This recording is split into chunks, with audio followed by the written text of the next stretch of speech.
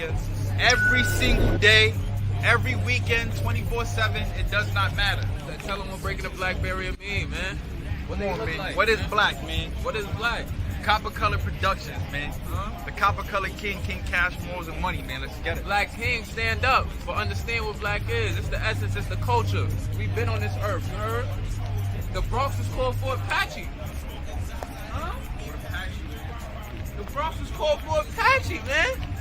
Oh, last breed, bro. We bringing it back, last breed. Really forever flying in this bitch, man. For the ancestors, baby. For all the ancestors out there, baby.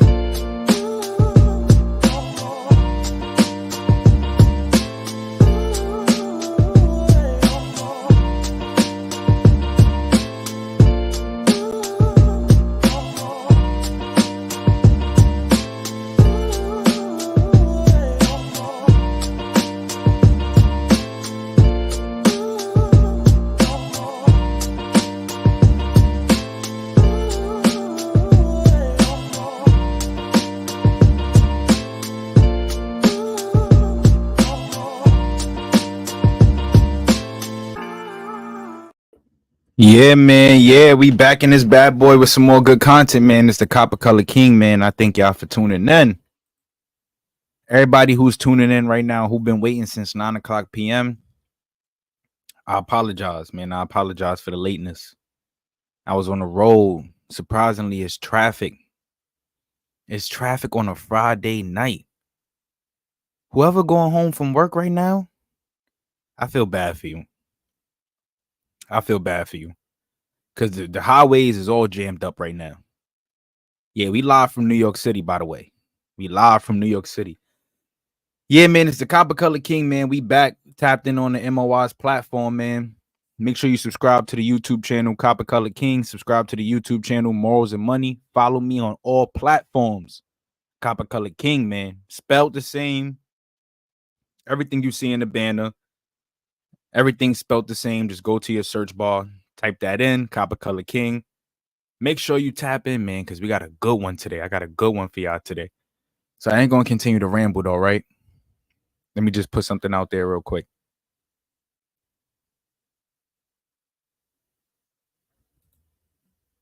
Let me put something out there for y'all real quick.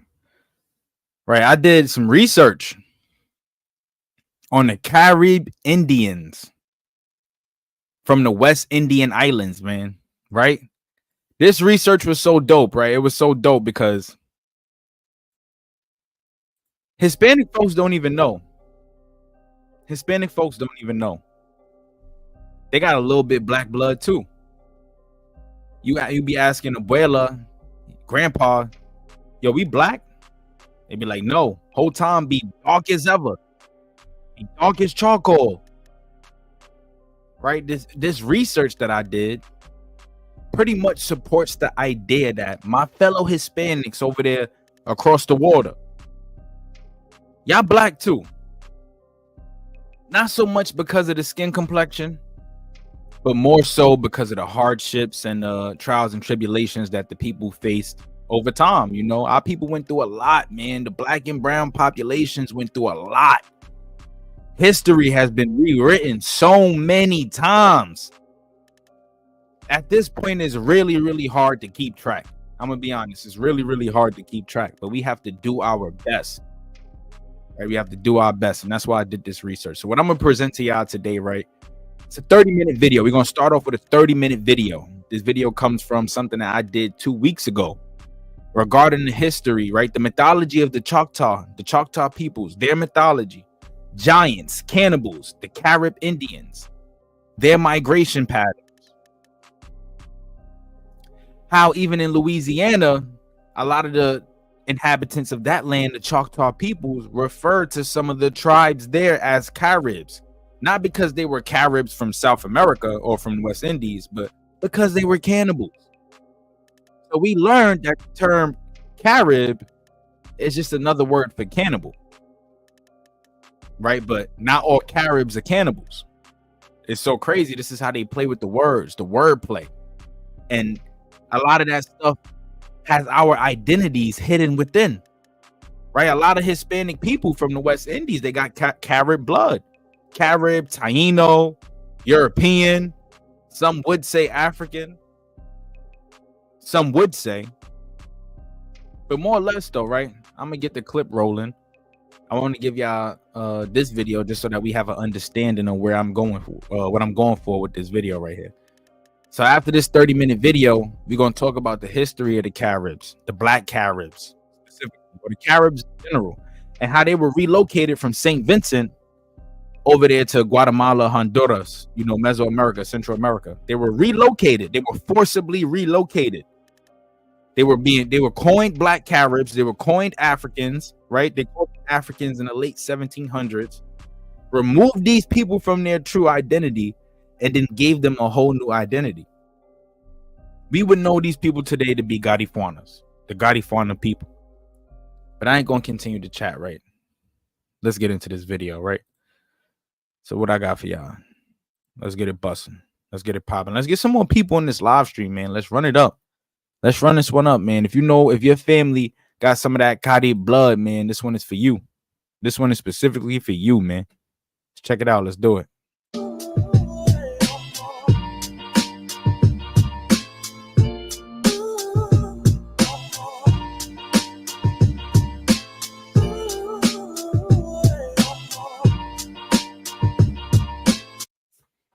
Right. Again, the Tuscarora Indians now living in Canada, but formerly from North Carolina. Shout out Tuscarora. A lot of my folks come from that tribe. From the North Carolina state and the tradition. All right, before we even go deeper into this, right? What the author is about to do in this book, this comes from the history of the Choctaw, Chickasaw, and the Natchez people. He is about to break down the different groups of peoples living around these Aborigines around this time. And he's about to talk about how they were encountering giants, Skraelings, Alegwis, cannibals, Eskimos, right? Skraelings are Eskimos, right? Different peoples that had different names. that we all know today as Native Americans, right? This furthermore proves that there's a huge significant difference in what a Native American is and what an Indian is, or what an Aborigine is. It's a big, big, big difference. And this is why we always have to remain diligent when we taking in this information, because the way they play with these words or the different terms or names that they give to groups of people, it will confuse you. But let's continue. That they came from the west and settled on the North Carolina seaboard about the year AD 1300. Another group of Indians or Aborigines migrated from west, from where? Mexico. They came down there from Mexico. So for those who don't know, it wasn't only the Aztecs, Toltecs, and Mayans, and Incans, and Olmecs and them down there. It was many different tribes, many different groups. See, we are now learning that these terms that we see that they use for these different bands of people, they are not the actual names for these different groups of people. Those are tribal names, yes, but there was many different groups of people living under these same banners. Just like how now we black, a lot of us, our ancestry, your ancestry may come from Europe, but you live in America, you're American. Their ancestry was just like that too. You know, they live under the Aztec rule, they are Aztec, but they also go by different names, like the Choctaw. The tribe started with two brothers named Choctaw and Chickasaw, but they're not actually called Choctaw. It's a different group of people. The tribe now is Choctaw, but back then they weren't Choctaw. It's a difference. Let's continue though. Their traditions also state that they came in contact with a people of short stature, ignorant of maize, and eaters of raw flesh. They had cannibals all over the Americas, man. Cannibals all over the Americas, all over. People eating raw flesh, eating people alive, sacrificing babies.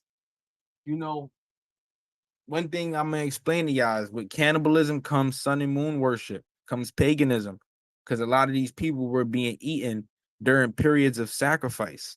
See, when you in the right mind, you over here dealing with fruits and animals and ish. These pagans and flesh eaters was out here eating babies, eating their enemies, eating their prisoners of war, eating the dead, stuff like that, bugging out. All right, let's continue though. So what it says. All this is plain proof to my mind that the Eskimo once inhabited the Atlantic seaboard as far as North Carolina, and that they were pushed northward by the influx of incoming Indian tribes that coming from where? From Mexico. And that the Indian had not been settled but for comparatively a short period in the seaboard at the time of Columbus' discovery. The mound builders seem to have never occupied the seaboard stretching from North Carolina upward. Yeah, that's right, because the mound builders occupied what would be close to the Mississippi River. See, North Carolina is close, but the seaboard, that's more east. You know, that's going more towards coming towards New York City, whatever the case may be. So it's a little different. Here they describing the Eskimo or these Skrelingers or whatever the case may be to be groups of people who existed along the seaboard of North Carolina upward, going through other states such as New York, Maine, Massachusetts, New Jersey, Delaware, places like that, Connecticut. And we know there's other tribes who found their way over there too. The Delawares, or Lenni Lenape, as they style themselves in their native tongue, have a tradition that comes from the West, them as well. When they came to the Great River, perhaps somewhere in the latitude of St. Louis, they found a people of tall stature and living in towns. These people were also flesh eaters, raw eaters of flesh, and considered to be giants. Now, like I said, so we're going to talk about these Nahulo, right? The Nahulo, these race of giants. So I just want to show y'all who they said these Nahulo people are, right? So remember this picture right here. Giants in South America. Bearded people with long, straight hair. Who knows what kind of complexion they could have been. Could have been dark skin, could have been light skin, could have been white. We wouldn't even know. But this is from a depiction from a 1540s map of giants in Patagonia. That's like in the deep end of South America. The deep, deep, deep, deep end. So let's remember something, right? These Caribs, they come from South America, right? We're going to stray away from the Choctaw real quick. We're going to go into this giants theory. The Choctaw said that they encountered giants, the Nahulo, a race of giants. I'm gonna need y'all to pay attention right here for this part. Pay attention for this part, right? Get this comment section loaded for this part, because what they're about to explain is about to blow your mind. I know it caught me off guard, but this is why I had to do the research. Let's continue. Giants, right? They went to war with a race of giants over there close to Tennessee, whatever the case may be. Now, Caribs come from South Carolina. Let me show you something, right? So look.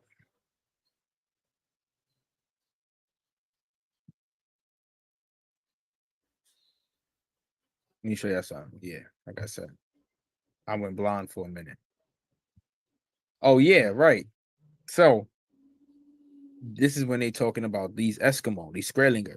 Now, to whom does this description apply but to the Eskimo? Thirdly, relics have been discovered, implements of various kinds along the seaboard exactly similar to those used by the Eskimo of present day. All this is plain proof to my mind that the Eskimo once inhabited the Atlantic seaboard as far south as North Carolina, and that they were pushed northward by the influx of Indian tribes, right? The Delawares of Lenni Lenape, as they style themselves in their native tongue, have a tradition that they came from west. When they came to the Great River of St. Louis, perhaps somewhere in the latitude of St. Louis, they found a people of tall stature living in towns. That's where he picked off of that. So check this part out. So now they start talking about the Allegui. These are the people of tall stature, right? The Allegui. Who are these Allegui? The Allegui are without a doubt the same stock of the people spoken in the Choctaw traditions as the Nahulo. So we know that Nahulo and the Allegui are of the same stock, the same kinds of people, right? Same kinds of people. These are the people that the Delawares or the Lenni Lenape encountered when they got to the Great River, close to St. Louis. They encountered them. And now they're saying that these people, these Allegui, are of the same people of the Nahulo. They said that the Nahulo is a race of white giants, right? They had a white complexion, a race of giants with a white complexion. So they're saying the Allegui are the same people. Let's check this out, right? Who are the Allegui? The Allegui, right? The Allegui is a cryptid that lives in the Allegheny mountain range that cuts through the United States and Canada. It is known as a kind of giant that eats human flesh. It is highly intelligent and appears to use tools and primitive cloth, right? That sounds like a caveman. When I think about it, it makes me think of a caveman, like the wild men of Europe, right? The wild men.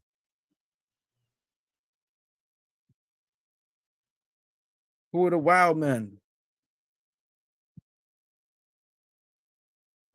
Who are the wild men? These are what they depict the wild men to be, right? Giants who played with sticks and stones and ate people or whatever the case may be. I got a drop coming out on that too real soon. The Allegui, they appear to use tools and primitive cloth. They look just like that, right? What do these people look like they doing? Using tools and primitive cloth with all this hair on their body, right? It has also appeared to hunt for self-entertainment rather than for survival. Sounds like something that could be Japhetic, warlike. Invaders, they hunt for entertainment. So they eat human flesh. That means they're hunting people. Like some primates and like chimpanzees, they capture their prey and then release them in order to catch them again. Some people report it being a large lizard man. They live in caves near the tops of mountains and they are predatory. They prefer to hunt for the meal. The Allegui were related and earlier discovered Adena tribe. They were said to be some of the largest Native Americans of North America. These locals were separated from others by their prominent chins and cranial cavities. They were also some of the strongest and best dieted natives alive. Right, and then here they got a depiction of what their skull might have looked like. But see, this is when I start thinking about that evolution theory, right? That from ape to man theory. Then it makes me think about the story of the wild men, these invaders, right? These wild invaders that just used to invade and hunt for fun. That's what they did. These wild men. This is how they look. These are depictions of wild men. Europe's wild men, right? And I'm making this connection because of what they saying. They lived in caves like Neanderthals, basically like Neanderthals, right? But they're also saying that they're of a branch of Native American. So these flesh eaters were actually considered to be people, because Native Americans are people, right? That's just proof that they're using denonyms and exonyms, using terms that are not native to the land to classify people. Because you talk to a Native American today, ask them if they eat flesh, they'll tell you no, probably in public. I won't know if they do behind closed doors, but they definitely gonna disagree. Now that was a big drop, because they saying that these people are of a Native American stock. So if these Alleguis are giants and of a white skin complexion or a lighter skin complexion, whatever the case may be, and are cannibals and live in the caves and sticks and stones, whatever the case may be, then this is what your Native American is. Here, there you go. You have it. There you have it. That's a Native American. That can't be no Aboriginal. That can't be me. That can't be you.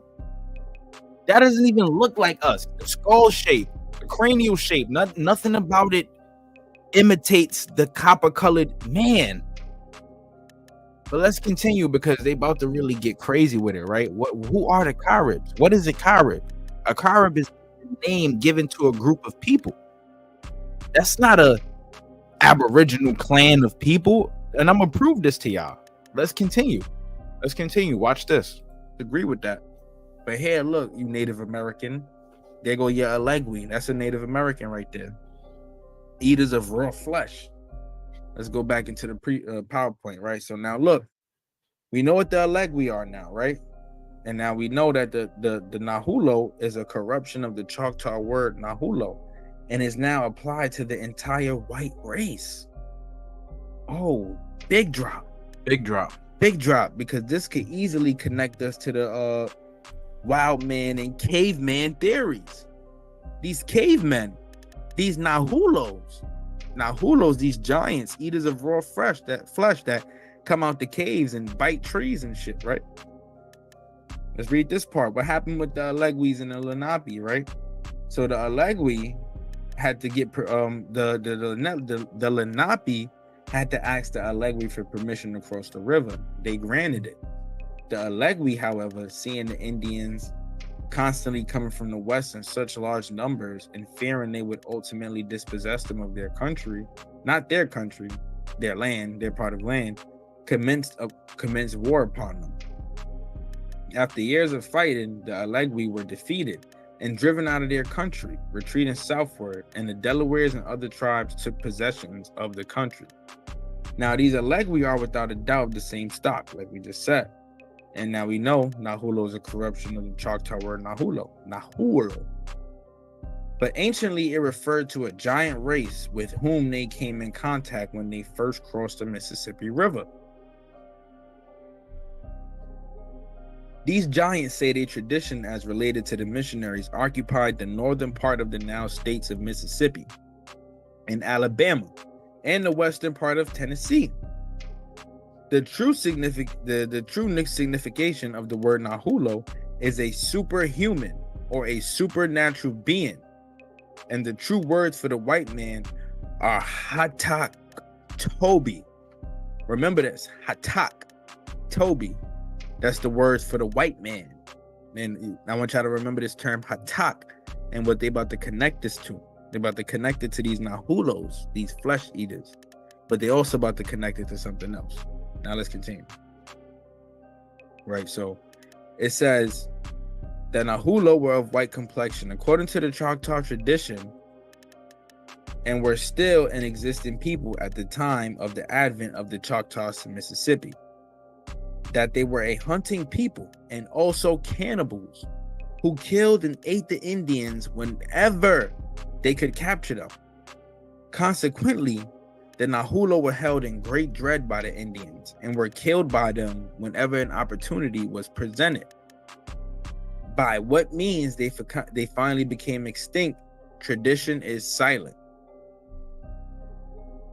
Chemical analysis of the bones of this giant race in Tennessee and elsewhere says Mr. H.S. Halbert, and letter of January 3rd, 1878 indicate the ravages of one of the most terrible diseases to which flesh is hair.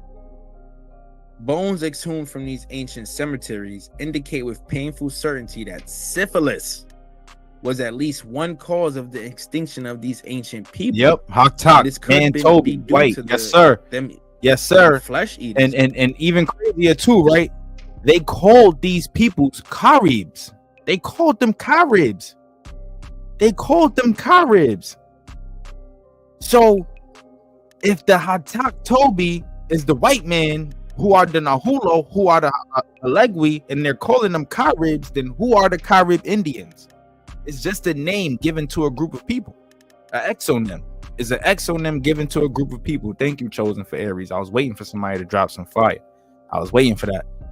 But it's just a name given to a group of people. Now, we all know the Caribs weren't white. They weren't any white Caribs. The Carib peoples are brown, darker skin, black people. Same thing, same as you and I. Same as us. So who are the Caribs? Are they calling them Caribs because they're Carib Indian? Also because they practiced in cannibalism, right? And they had a specific form of cannibalism. Not the same as these people. These Caribs over there in the West Indies did it for survival. They did it for survival. And by these Caribs, who am I talking about? I'm talking about these people. These people. These Caribs. These Caribs. These people. These the Caribs. The copper-colored kings and queens of the West Indies. The woolly-haired copper-colored kings and queens of the West Indies. These people. Not the Hatak Toby. Not the Hatak Toby. Not them. But why are they calling these people Caribs, right? Are they Caribs? What stock are they? What is their aboriginal stock? Most people say that they're mixed with Africans, right? To which I don't believe that not one bit. Not one bit. Because of the documentation and proof that I got.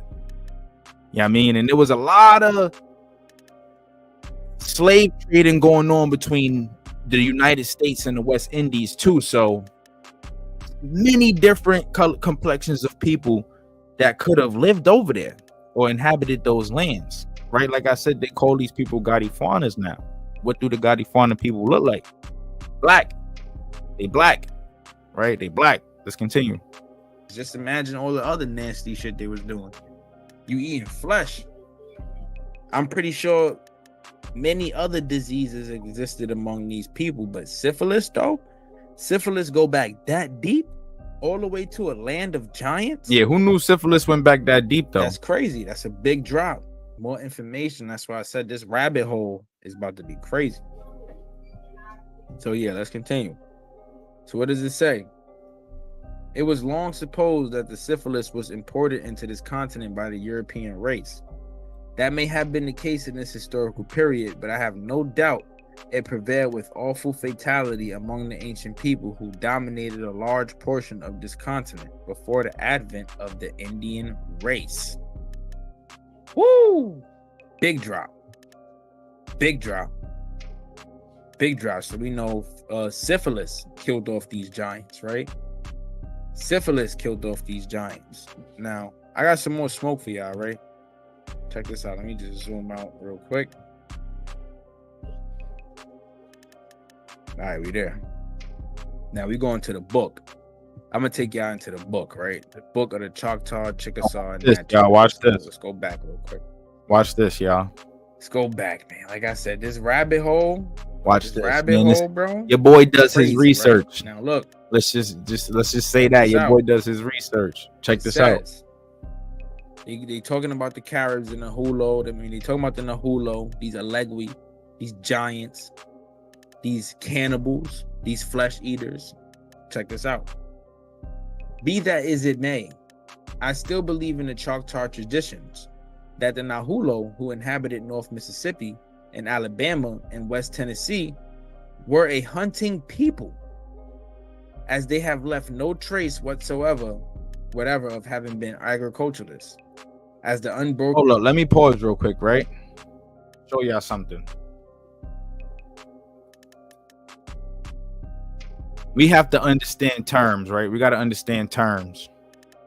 You got to understand terms. Check this out, right? So there's two groups of peoples, right? We got Neolithic and Paleolithic, right?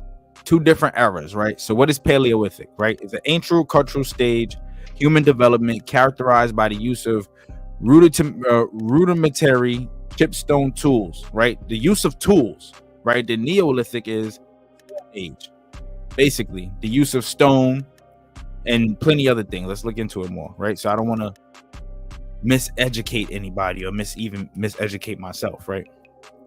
So it's an archaeological period. Final division of the Stone Age in Europe and Asia and Africa. It's sort of Neolithic revolution, a wide-ranging set of developments that appear to have arisen independently in several parts of the world. The Neolithic package included the introduction of farming, domestication of animals, and a change from hunter-gatherer lifestyle to one of the settlement. Basically, Neolithic is basically an agricultural lifestyle. Hunting wasn't something that was really used by Neolithic peoples, right? They were farming crops, growing plants and stuff like that. So this is just proof that in the Americas, this is like sidetrack, so sidetrack, that in the Americas, you had two groups of peoples, right? You had two groups of peoples. Bruce Lee, what up, my brother? How you doing? Two groups of peoples, right? You had people who were hunting, primarily hunting, and like they said, hunting for fun, which were these Nahulos, these Alegwis, these giants, these white folks, right? These people of white complexion. And then you had the Neolithic peoples, right? Who were the Aborigines, who were living off of the land. Two groups of people. Now, mind you, these groups of peoples date back thousands and thousands and thousands of years ago, as they just said, right? I'll show y'all one more time. The Paleolithic era, or Old Stone Age, is a period of prehistory from about 2.6 million years ago to around 10,000 years ago. That's a long time. So that's proof that there was just many different groups of peoples over here living on the American mainland. Solid proof, right? Sidetrack, right? Ancient America, the true old world. Ancient America, the true old world.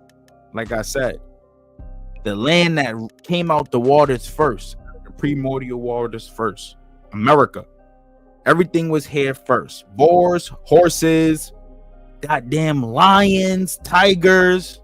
Bro, I got so much coming for y'all, right? We reading the Mound Builders book. More from this book. It's just America is the true old world. I heard it here first, man. And it's not a fact. Yes, Sirski, my brother, we in here. Let's do it. But yeah, just to catch you up, right? I'm just giving a breakdown of the history of the Carib peoples, right? And how they gave the name Carib to these race of giants and flesh eaters here in America. They called them Caribs. Yet we got Caribs over there in the West Indies, right? So who are the Caribs in the West Indies? The black Caribs. Who are they if they're calling these people right here Caribs? And what does the word Carib actually mean? Carib is just another word for cannibal, right? So the Caribbean islands, right? When you break it down, the Caribbean islands, the cannibal islands, where do these terms come from? Who are those people, right? I got the history for these folks. So we're breaking it down. I'm going to finish giving y'all the drop. Let's continue. Forests of majestic trees of age growth that covered the land everywhere at the advent of the Europeans evidently prove. So that means they didn't grow no crops. They weren't farmers. They didn't eat fruits. None of that crazy stuff, man. They just feasted on meat. Human meat, people. Human flesh, and most likely animal flesh. Paleolithic. Because there's no differences. It's probably what made them, extremely tall and broad the way they were. Still, I admit, with friend Halbert, that possibility, the Alegui of Delaware tradition may be the Nahulo Choctaw tradition. If they were of white complexion, as the word Nahulo is emphatically applied to the white race and no other. If white, may they not be of the Northmen, who it is said established a few colonies upon now they calling them the Northmen, 1000, the Northerners. Then if the North American Indians are not the mound builders, because they aren't, you can't call a North American Indian a mound builder, because North American Indian is an exonym. The descendants of the mound builders mixed up in many of the different tribes that migrated here from Mexico. They mixed up. They assimilated. That's what happens. That's how things carry on. And this was due from the invasion of the many Siberians. This is my assumption, of the many Siberians and these wild men that were invading the mound builders' land. They destroyed that great civilization. May not the Northmen be? Nah, the Northmen ain't the mound builders. So let's check this out. This part right here is what took me out, and it took me down the extremely deep rabbit hole. It says some have believed that the Nahulo were the Carib Indians, as they were said to be of gigantic stature, and also cannibals who once inhabited our Gulf Coast. They were found by Columbus in the West Indies, and they are still found in the Isles of the Caribbean, the Cannibal Sea, and Venezuela. Because what did we just see on that map? Who's in Venezuela? Who's in Venezuela? Let's go back real quick. Who's in Venezuela? Who's in that map? Let's go back to that map. What up, Who's my in brother? Venezuela? Halito, brother. Halito. It, right? Halito. These Caribs, they still in the Caribbean islands. This is who Columbus encountered. These Caribs, right? These Caribs, big drop. Because now look, let's continue. What it say? What you say? Oh, and they are still found in the Isles of the Caribbean and Venezuela. The early French writers of Louisiana called the Caribs by their Indian name, Atacapas, and Atacapas Parish in Louisiana took its name from that tribe. What did I tell y'all? The French translated Atacapas man-eater. Atacapas is a corruption of the Choctaw words Hatakapa, man-eatable, which they, the French, no doubt got from the Choctaws who gave the tribe that name. I am inclined to believe that the Nahulo of the Choctaw tradition were not regular cannibals, but that they sacrificed human victims in their religious ceremonies, which in extreme cases may perhaps have required their officiates to eat a portion also of the victim's flesh. The same also are the Caribs, hence Haracapas, man-eatable, instead of Haracapo, eater. Damn. Like I said, right? So if they're calling these white people, these white complexion people in Louisiana, Caribs, aka Atacapas, aka Haracapas, aka Nahulo, aka Alegui. Y'all see how many different names? How many different names they gave to one race of people? You know, the same thing works for black people. The same thing works for black people: African American, Afro American, black, colored, Negro, Indian, mulatto, quadroon, octroon, Morano. Like so many different names, but y'all see, right? This is what I'm talking about. This is what I'm getting at. They calling these white folks Caribs, saying that they the same exact ones from Louisiana and Venezuela, right? So it made me think about something, and I showed it in this PowerPoint when I was doing it, right? It made me think about something. I seen this map a long time ago. This map right here. This is at the very tip of South America, and this depicts basically a link up between man and giants, and these giants are of the same stock, the same description. The way they described them in the book is the way they are on this map. Mind you, this map is from 1540. It's from 1540. So when they talking about Caribs in the West Indies, right? We have to understand. There was many different groups of people wandering these lands. America is the true old world. So we have to figure out, who are these Caribs? Honestly, truly, to the truth, who are the Caribs, right? Who are the Caribs? Now, one thing I'm gonna make extremely clear for everybody, right? This is not to say that I believe in giants being here, being the Carib, black Caribs or whatever the case may be. I'm not trying to discredit anything that was happening over there in South America. Like, I know it's a lot going on when we're talking about American history or history of the Americas in general. It's a lot going on. So when we're doing research, we have to be extremely specific, right? So I went and got me a little article, right? You know, I gotta read. Reading is important, right? The rise and fall of the black Caribs, right? We're gonna get an understanding of who these people are. Now, their home was in St. Vincent. Right? Show y'all the book, right? That's where their land is. That's where these people say they come from. But when you look at the maps of the old Aboriginal lands, whatever the case may be, it says that you had Caribs in South America, Caribs in the West Indies, and Caribs over there in Louisiana, hence the Atacapas, right? But we got to get into the research of who these black Caribs are, because we know they have a different people. These are the people who mixed in, right? Who mixed in with the Taino folks over there in Puerto Rico, the Taino folks over there in Jamaica, right? These are the people that they tried to claim and say that they were Africans, that these people were Africans. Hell nah, they ain't African. Like I said, these are the woolly haired, copper-colored people of the West Indies. True Aboriginals. These are the people that Columbus encountered when he came over here to America. This is who people are that they're talking about in the book. This is who these people are. The true Caribs.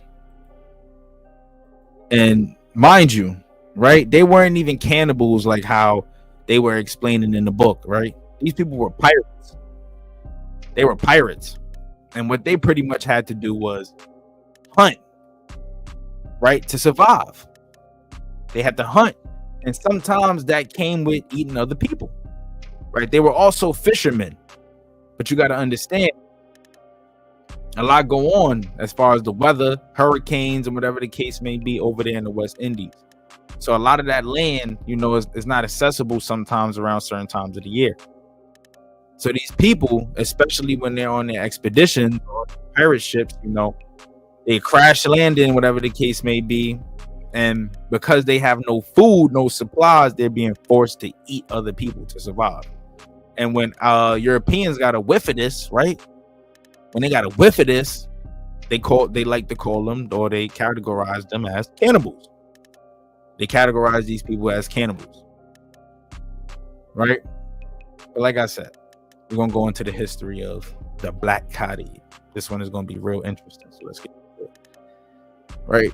And drop a comment if you're rocking with this so far, man. We're going crazy. Let's do it. All right. So the introduction, right? So what it say? The story of the Black Caribs cannot be fully appreciated without the clear grasp of some of the geographic details of the Caribbean area, particularly the location of such places as Bequia, St. Vincent, St. Lucia, Martinique, Barbados, and Honduras. The Caribbean Sea, together with the Gulf of Mexico, form an almost complete rectangle. Right? Proof. This is proof, though, that these people been coming into America, traveling along that rectangle, right? On the southern, northern, and western sides are North, South, and Central America, respectively. The last named, of course, includes, among other countries, British Honduras and Guatemala. On the eastern side, there is a chain of islands known as the West Indies, stretching from North America, Florida, to South America, Venezuela. At the southernmost end of the chain, immediately adjacent to Venezuela, is Trinidad. Then comes Grenada, and this is followed by St. Vincent. Between Grenada and St. Vincent are groups of very small islands called the Grenadines. Most of these Grenadines, including Bequia, the northernmost, and its neighbors to the east, I don't know how to pronounce that in that one, so we're not going to butcher them, are part of the state of St. Vincent. Directly east of St. Vincent is Barbados, while immediately to the north is St. Lucia, and this is followed by Martinique. The prevailing winds in the area are the northeast trades, and these touch at Barbados first, then come on to St. Vincent and the Grenadines. Thus, ships drifting from Barbados almost invariably make landfall in St. Vincent or the Grenadines. Right?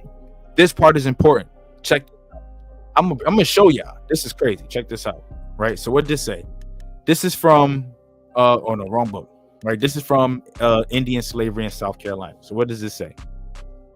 This is proof that a lot of those Caribs, right, were shipped over here to America, and a lot of the people here in America were shipped over there to the West Indies, thus proving that even the black people over here have Carib Indians in their blood. They have this stuff in their blood. And what are the skin complexions of these people? Copper colored. So who are the Caribs? Who are the Caribs? Check this out.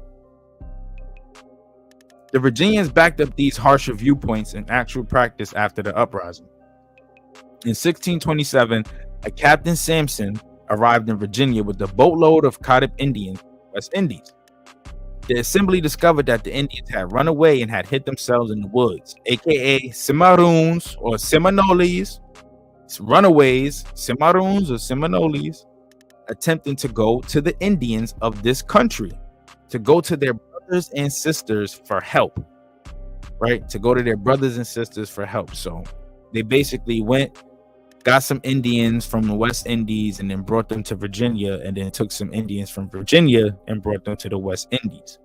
So who are the Carib Indians if all of this stuff is mixed in these people's blood, right? Who are they truly? What is the tribal name? How do we classify these people? You know, the only classification that I could think about is just calling them Negro. They're Negro. The Carib Indians are Negroes. Right, but let's check this out. Let's continue, right? So where we at?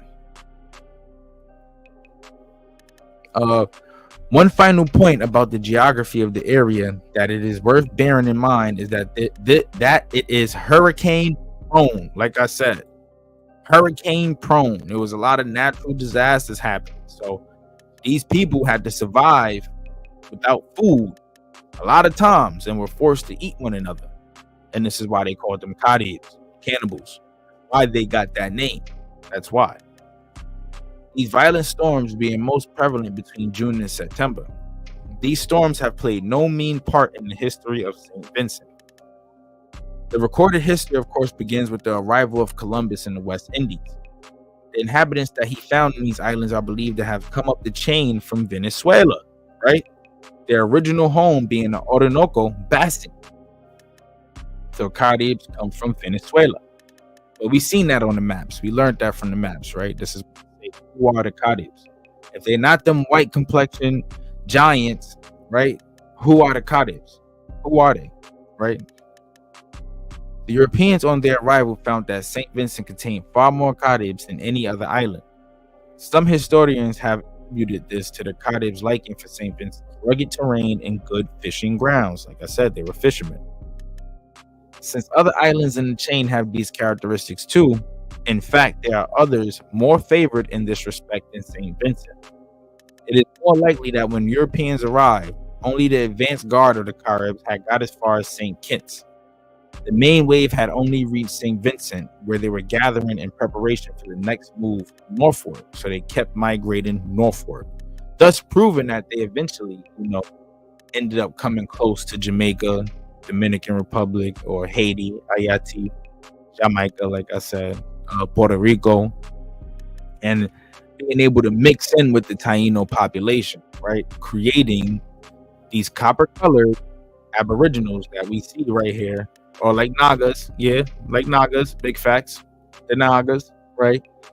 The Nagas, right? Or creating these people, like I said, these Carib Taino mixed peoples, right? Different complexions, right? A lighter skin one, a darker skin one, then a medium complexion, different peoples. Yeah, let's continue. Way too far off.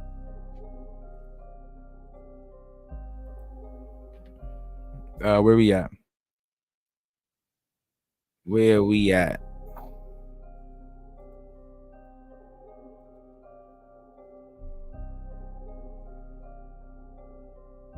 All right. Okay. Boom. Be that as it may, the arrival of the Europeans put paid to any such plans. The mountainous nature of the island's terrain and the large number of Caribs inhabitants combined to make the Europeans give St. Vincent a fairly wide berth. And in the Treaty of Aix-la-Chapelle in 1748, St. Vincent was declared to be neutral. It is, however, not accurate to say, as some historians have done, that the Caribs were left unmolested. Raleigh visited the place in 1595 and subsequently spread stories about the cannibalistic nature of its inhabitants. Why were they cannibals, though? Like I said, they already told us it was hurricane prone. Also, these people were fishermen. So around these times, during times of natural disasters, or even when the pirates were out there on their ships and being shipwrecked and forced to make landfall, right? Especially in islands where they weren't, natural to, they didn't have established a sense of comfortability already. What were they forced to do? How were they to survive? They were forced to be cannibals, and this is where it developed that cannibalistic nature. So this is why earlier in the book they were saying that the Aracapas or the Nahulo or the Alegui were cannibals. They were Caribs. That's why they were calling them Caribs. Why? Because what the Europeans saw over there in the West Indies, they saw the same thing with the people over there in Louisiana. Even though they were two different skin complexions, two entirely different groups of peoples, they categorized them the same thing because of their nature. Right? Which that's something that was done a lot throughout history, right? And this is why we can't run with exonyms. We got to do the research and learn more about history and people to understand who they truly are, because it can help us connect to our ancestors. Like I said, a lot of people from the West Indies, Hispanic people, right? Jamaicans, Caribbeans in general, they have this in their DNA. Taino, and they'll even deny the fact that they're black. But like I said, skin colors be dark as hell. But this is who you truly are. You can't deny it. You can't run away from it. We just have to connect. Return to the roots, do the research, and connect. That's it. That's the only thing we can do at this point. The English monarchs were continually granting the place to one duke or another. A Frenchman, M. Debunking, even declared war on the Caribs, and as we shall see later, the Caribs had to repel two serious efforts at settlement, one by the English and another by the French. Despite all this, the Caribs in St. Vincent not only survived but also prospered. They came to be regarded as the warriors who would assist their fellow Caribs in other islands in the struggles against Europeans. These niggas was the hit squad, right? We learned this, right? I learned this after a live stream with my brother Minister and another brother. We had a live stream, right? We did a live stream and the brother said it. He proved it for me. That's all I needed, was to hear from one of the people from the land, right? The Caribs was the hit squad. This is the hit squad. These were the groups of people being sent out to murk off on Europeans, right? Like straight up murk off, right? Life or death, it does not matter. We're gonna go over there, do what we gotta do, and we don't care if we die. We'll eat you if we have to. We will eat you if we have to. Straight up. Especially to protect our land. This is who they were.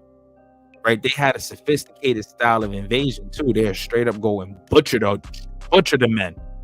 Butcher them and take all of the women. That's how they did that. And they enslaved a lot of Europeans. A lot. And this is how these people ended up mixing, especially over there in the West Indies. Where we at? Let's continue. Peace, family. What it do? Chicken stew.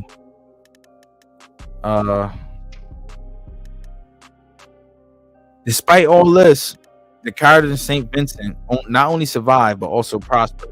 Right? They were also regarded as the warriors who would assist their fellow Caribs in other islands in the struggles against Europeans. It is reported that they possessed some large canoes, not them small little boats they show you on TV, right? That they show you in them racist cartoons, not them small little boats. They had large canoes capable of carrying up to 60 warriors. They were pirates. They controlled the seas. The Caribs controlled the seas of the West Indies. They navigated the seas like Nobody else would be able to.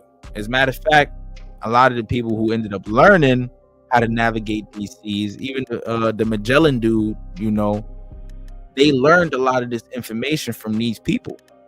How to traverse through the West Indies. They learned it from these people. Hernan de Soto, a lot of folks. But let's continue. They would launch and sail with amazing dexterity for the islands where their assistance was needed. It is clear too that when the Caribs and other islands were defeated in the fleet, it was to St. Vincent they came. St. Vincent, their motherland, right? Now, this always takes me back to this, they were African, or these people are African theory, right? If it was like that, why not go back to Africa? Why run back to St. Vincent? Why not just go back to Africa where you came from, right? You're going back to St. Vincent. Why? Because that's where you fall back, That's your fallback point. They said they were from the Orinoco Basin in Venezuela. Not Venezuela, in South America. Right once they left and kept traveling northward, they found a new home in St. Vincent.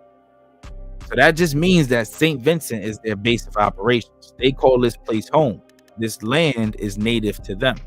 So they're not from Africa. They're from South America, but they call St. Vincent home. For instance, Van der Plas suggests that the Bayubas, a tribe of Caribs, were forced to flee their native Guadalupe, and settled near to a river midway on the east coast of St. Vincent, thus giving the place their name, Bayabu, which today is a large village about 13 miles from Kingstown, the capital of St. Vincent. You see? You see what I'm saying? You see what I'm hitting at? After leaving the mainland, they found a new home in St. Vincent.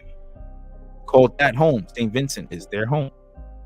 Even have a place in St. Vincent named after these group of people. That's how real it is. Probably, the Caribs might have survived even longer had they not made the fatal mistake of inviting French priests to live among them.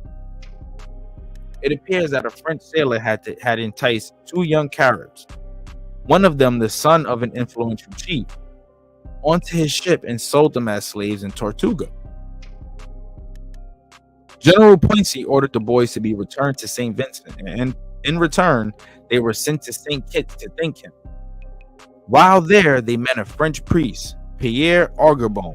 Okay, now we got a name, who spoke the Carib language, and they invited him to come to St. Vincent and spread the gospel. Right, this was a part of the indoctrination too, right? So this is why they said, right, if they didn't make the fatal mistake of letting this priest in, they would have never lost their land or even been defeated in the first place, right? Or even relocated out of St. Vincent in the first place. It was all because of this gospel, this plan of indoctrination, this plan that they used to basically enslave thousands and thousands and thousands of Aborigine inhabitants, right? The gospel, that thing that they preach in the churches and everything, that gospel is so dangerous, right? That's poison. This is that poison that they use to enslave people. Pierre Orgarbon arrived in St. Vincent in 1653, where he estimated the population of the Caribs to be about 10,000. Later, Orgarbon was joined by another priest, Pierre Guillemot. It was customary for each priest to be accompanied by a lay assistant and one or two slaves. Previously, it had been suggested that the headquarters of these missionaries were Barouali, but our researchers, however, indicate that it was near to Chateau Blair. It is clear from all accounts that the French priests made little impact on the Caribs. In their own phase, they labored being into Lissime. Right? What does this mean? Let's see. I like to do research on that type of stuff.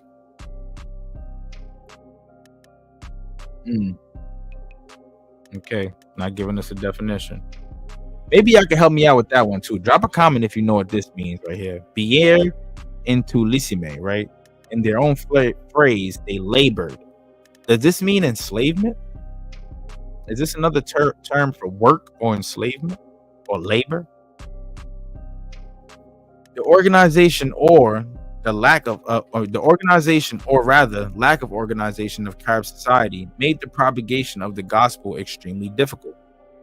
The Caribs were fiercely individualistic, with chiefs emerging mainly in time of war. That's how savage they were, though. They laid low, right? They laid low until it was time to go to war. Until the Taino peoples or their allies called upon them, until the hit squad was called upon, these people laid low. And when it was time for war, they came through clutching. And this is, like I said, this is why they got terms like Caribs, because they would do some crazy things, right, to off their enemy. But that's also because they know what it felt like. They know what war feels like. They know what it means to take it there, because they come from that type of society.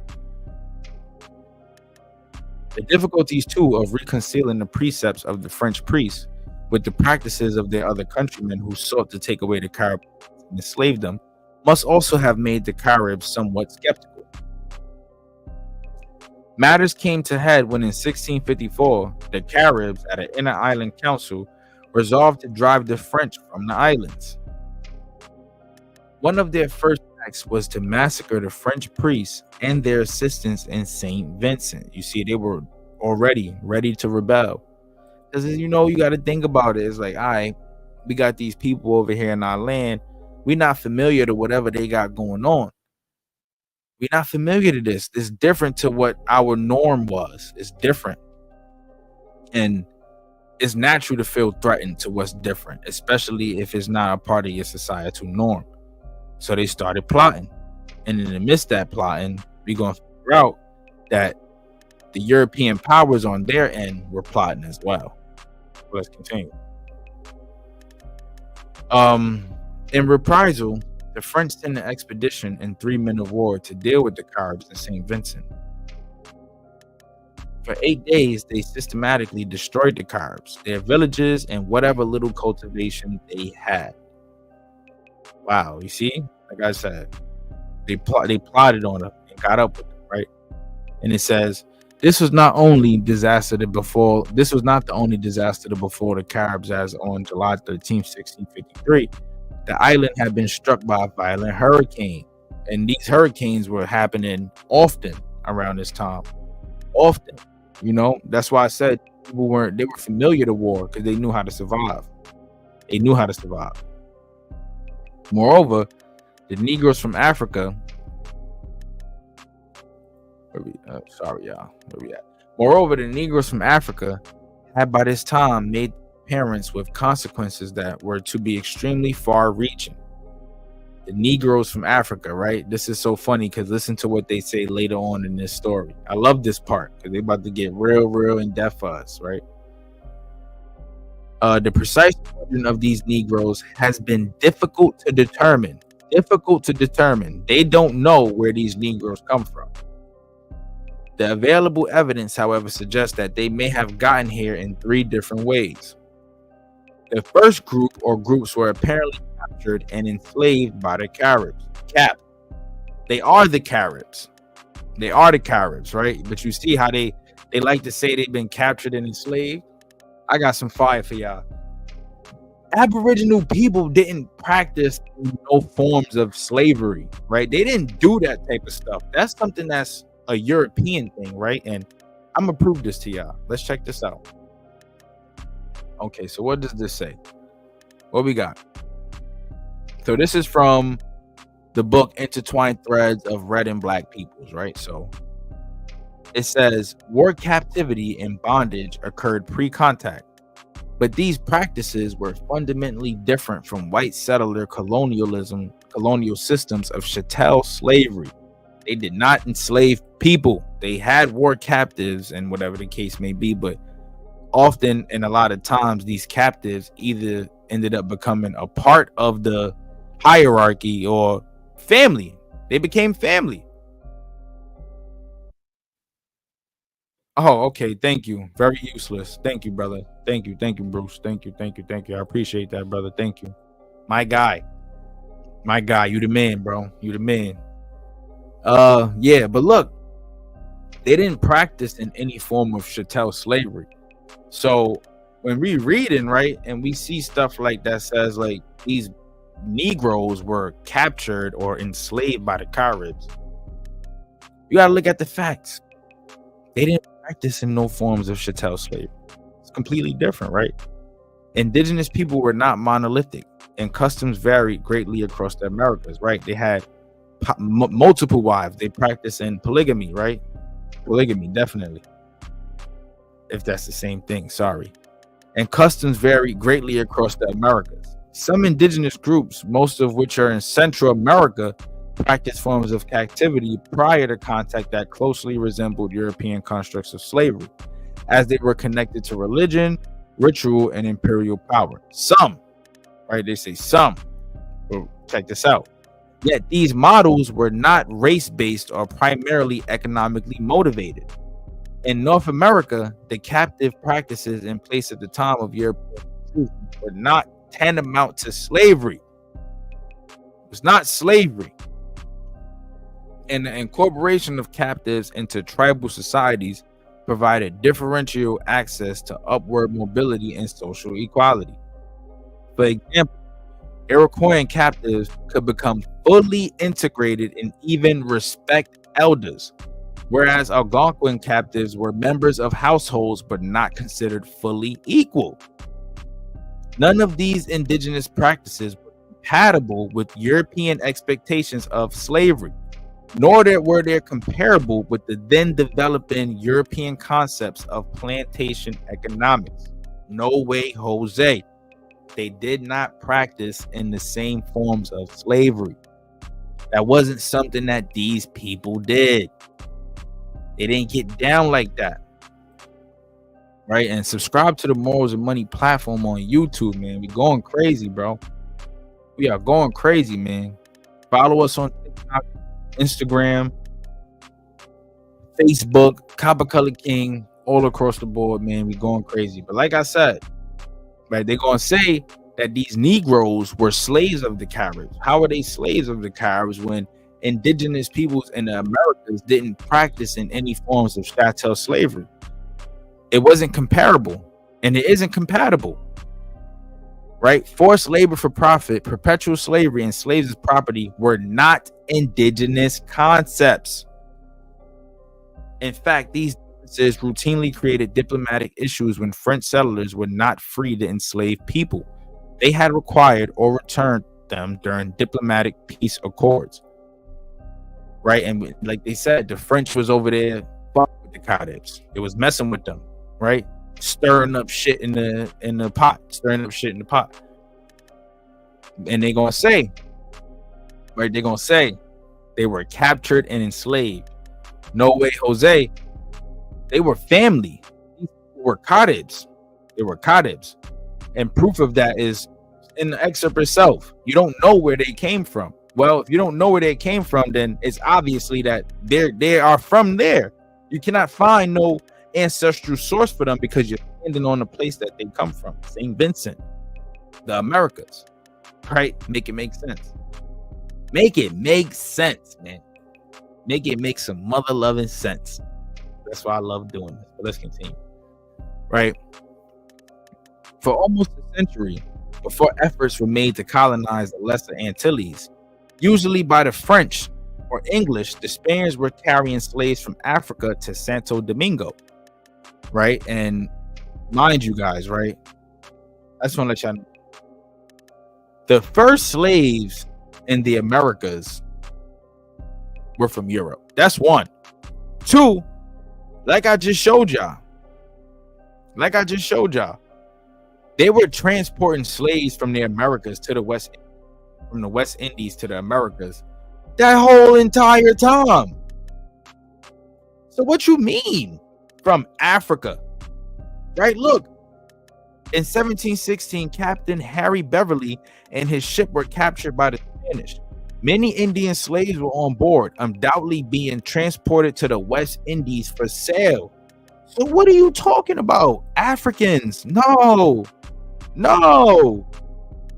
you cannot make that claim because history tells us otherwise. right? These ships, right? Pirates of the Caribbean. We can't forget Blackbeard, Jack Sparrow. We can't forget. We can't forget that stuff actually existed, man. When these slave ships were coming from the Americas to the West Indies, right? Or even from the West Indies to the Americas, they were being intercepted, and slaves were being sold back in both colonies, in both parts of the land. So who are these black Caribs truly? Are you going to make this claim that they're Africans because they're black? Or are you going to admit to who they truly are? More proof, right? What was going on with the Americas and the West Indies, right? What does it say? A Virginia judge in the late 18th century argued that the supply of Indian slaves, natives of the continent of America, between 1682 and 1705 must have been very scanty, adverting to the state of things with respect to our neighboring Indians during that period. And there was never any source of supply from abroad, except such as might be kidnapped in the West Indies, for their slaves were more valuable than hair. There were never any source of a supply from abroad. There was never a source of supply from abroad. What's abroad? Across the seas. So are these people African? Are they Africans? You cannot make that claim. Because why? The slaves in America were being kidnapped in the West Indies. These were the Taino Carib peoples. These black Caribs, right? That's these black Caribs, these people. Oh yeah, that's these people being brought over here to the Americas, right? I'm not even gonna lie. Son on the far left looked like me when I was a little younger. No fake, yeah, big facts. Yeah, you see it. You see it. I see it. But let's continue, right? I got more for y'all. What was going on in the West Indies? You got to understand. It's a lot to understand, right? This propaganda report did not tell the whole story. However, several minor clashes over the conduct of Indian white trade occurred and certain abusive trading practices were established in the first 10 years of the colony's existence. In 1674, a skirmish with the Indians living along the Stono River led to the capture of several prisoners. These Indian captors were sold to the colonial traders on their way to the West Indies. Indians being sold in the West Indies, right? Indians being sold in the West Indies. So who, right? It says usually by French or English, right? These Spaniards were carrying slaves from Africa to Santo Domingo, but we just read that the Spanish were invading or capturing British and French ships with Indians on board and selling the Indians in the West Indies. So are these people from Africa? Get the story straight. You got us running all over the place, man. And that's why people have a hard time figuring it out now. They don't know where they come from. They don't have a clue because of stuff like this. Get the story straight. Stop fucking around. We don't have time for this no more. We don't want to be lied to because you got people like me, people like Minister Information. We got to get on YouTube and put out this information. And sometimes it takes a lot of energy. It takes a lot of energy, right? But this is why we have certain supporters that keep us going, because it just all supports the idea that we should be sharing this truth. Everybody needs to hear this, man. You need to understand this is your ancestry. This is where you come from. Your genealogy, basically, in a nutshell. Right? Let's continue, though. But it say, look, the Caribs had a habit of luring the Spanish ships into rocks and shoals by giving incorrect directions to their crews. Right? Once these ships had been wrecked, the Caribs would kill the crew and take over the cargo, be it gold, eduvai, or slaves. I bet. So they they capturing these Spanish ships, right, when they being shipwrecked. So what did we just learn about who was capturing the Indians, though, right? What did we just learn? It said in 1716, Captain Harry Beverly and his ship were captured by the Spanish. Many Indian slaves were on board, undoubtedly being transported to the West Indies for sale. So if the Spanish were capturing these ships with Indians on board, and then we learn that the Caribs would basically send false signals to the Spanish, right? And once the ships had been wrecked, they'd take the cargo.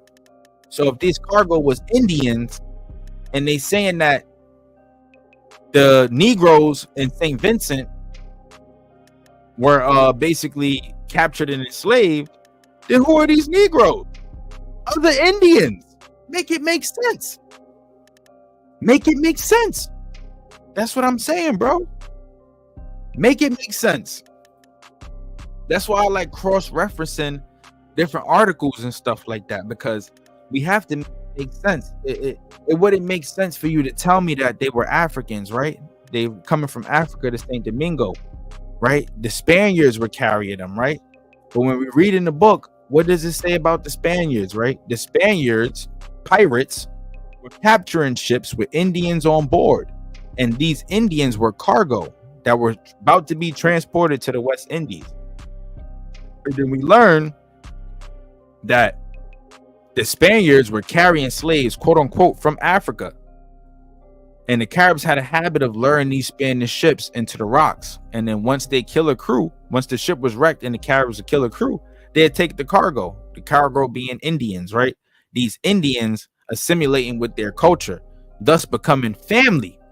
Why? Because these Aborigines in America did not have a form of chattel slavery.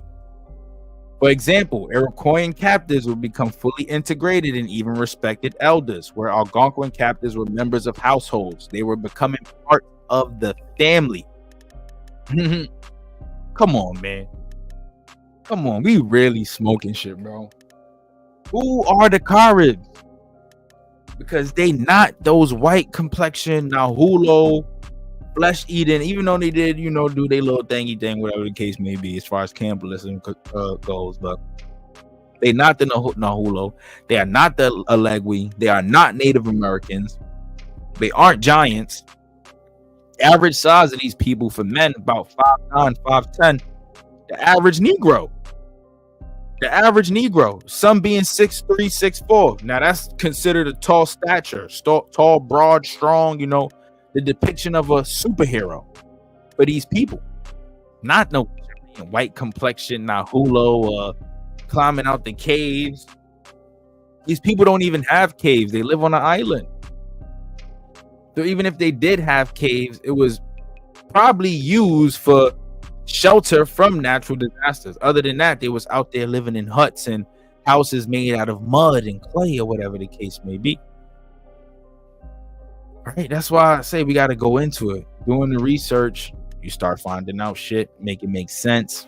We not African. Not all of us are African. Can't say every Negro or every black person is African. That's conjecture. That's the X on them. It's a lie. It's false information. It's his story. It's not your story. It's not my story. It's not the truth. Right? Let's continue though. It's interesting.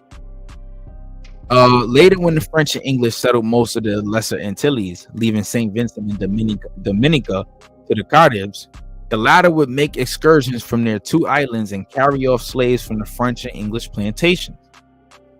Several documents attest to the presence of Negroes in St. Vincent at an earlier date. Why? Because they were Indians. Negroes, Indians, same people. They were Caribs. Just of a darker complexion. Armand de la Plaque, a Dominican missionary, writing in 1646, refers to them.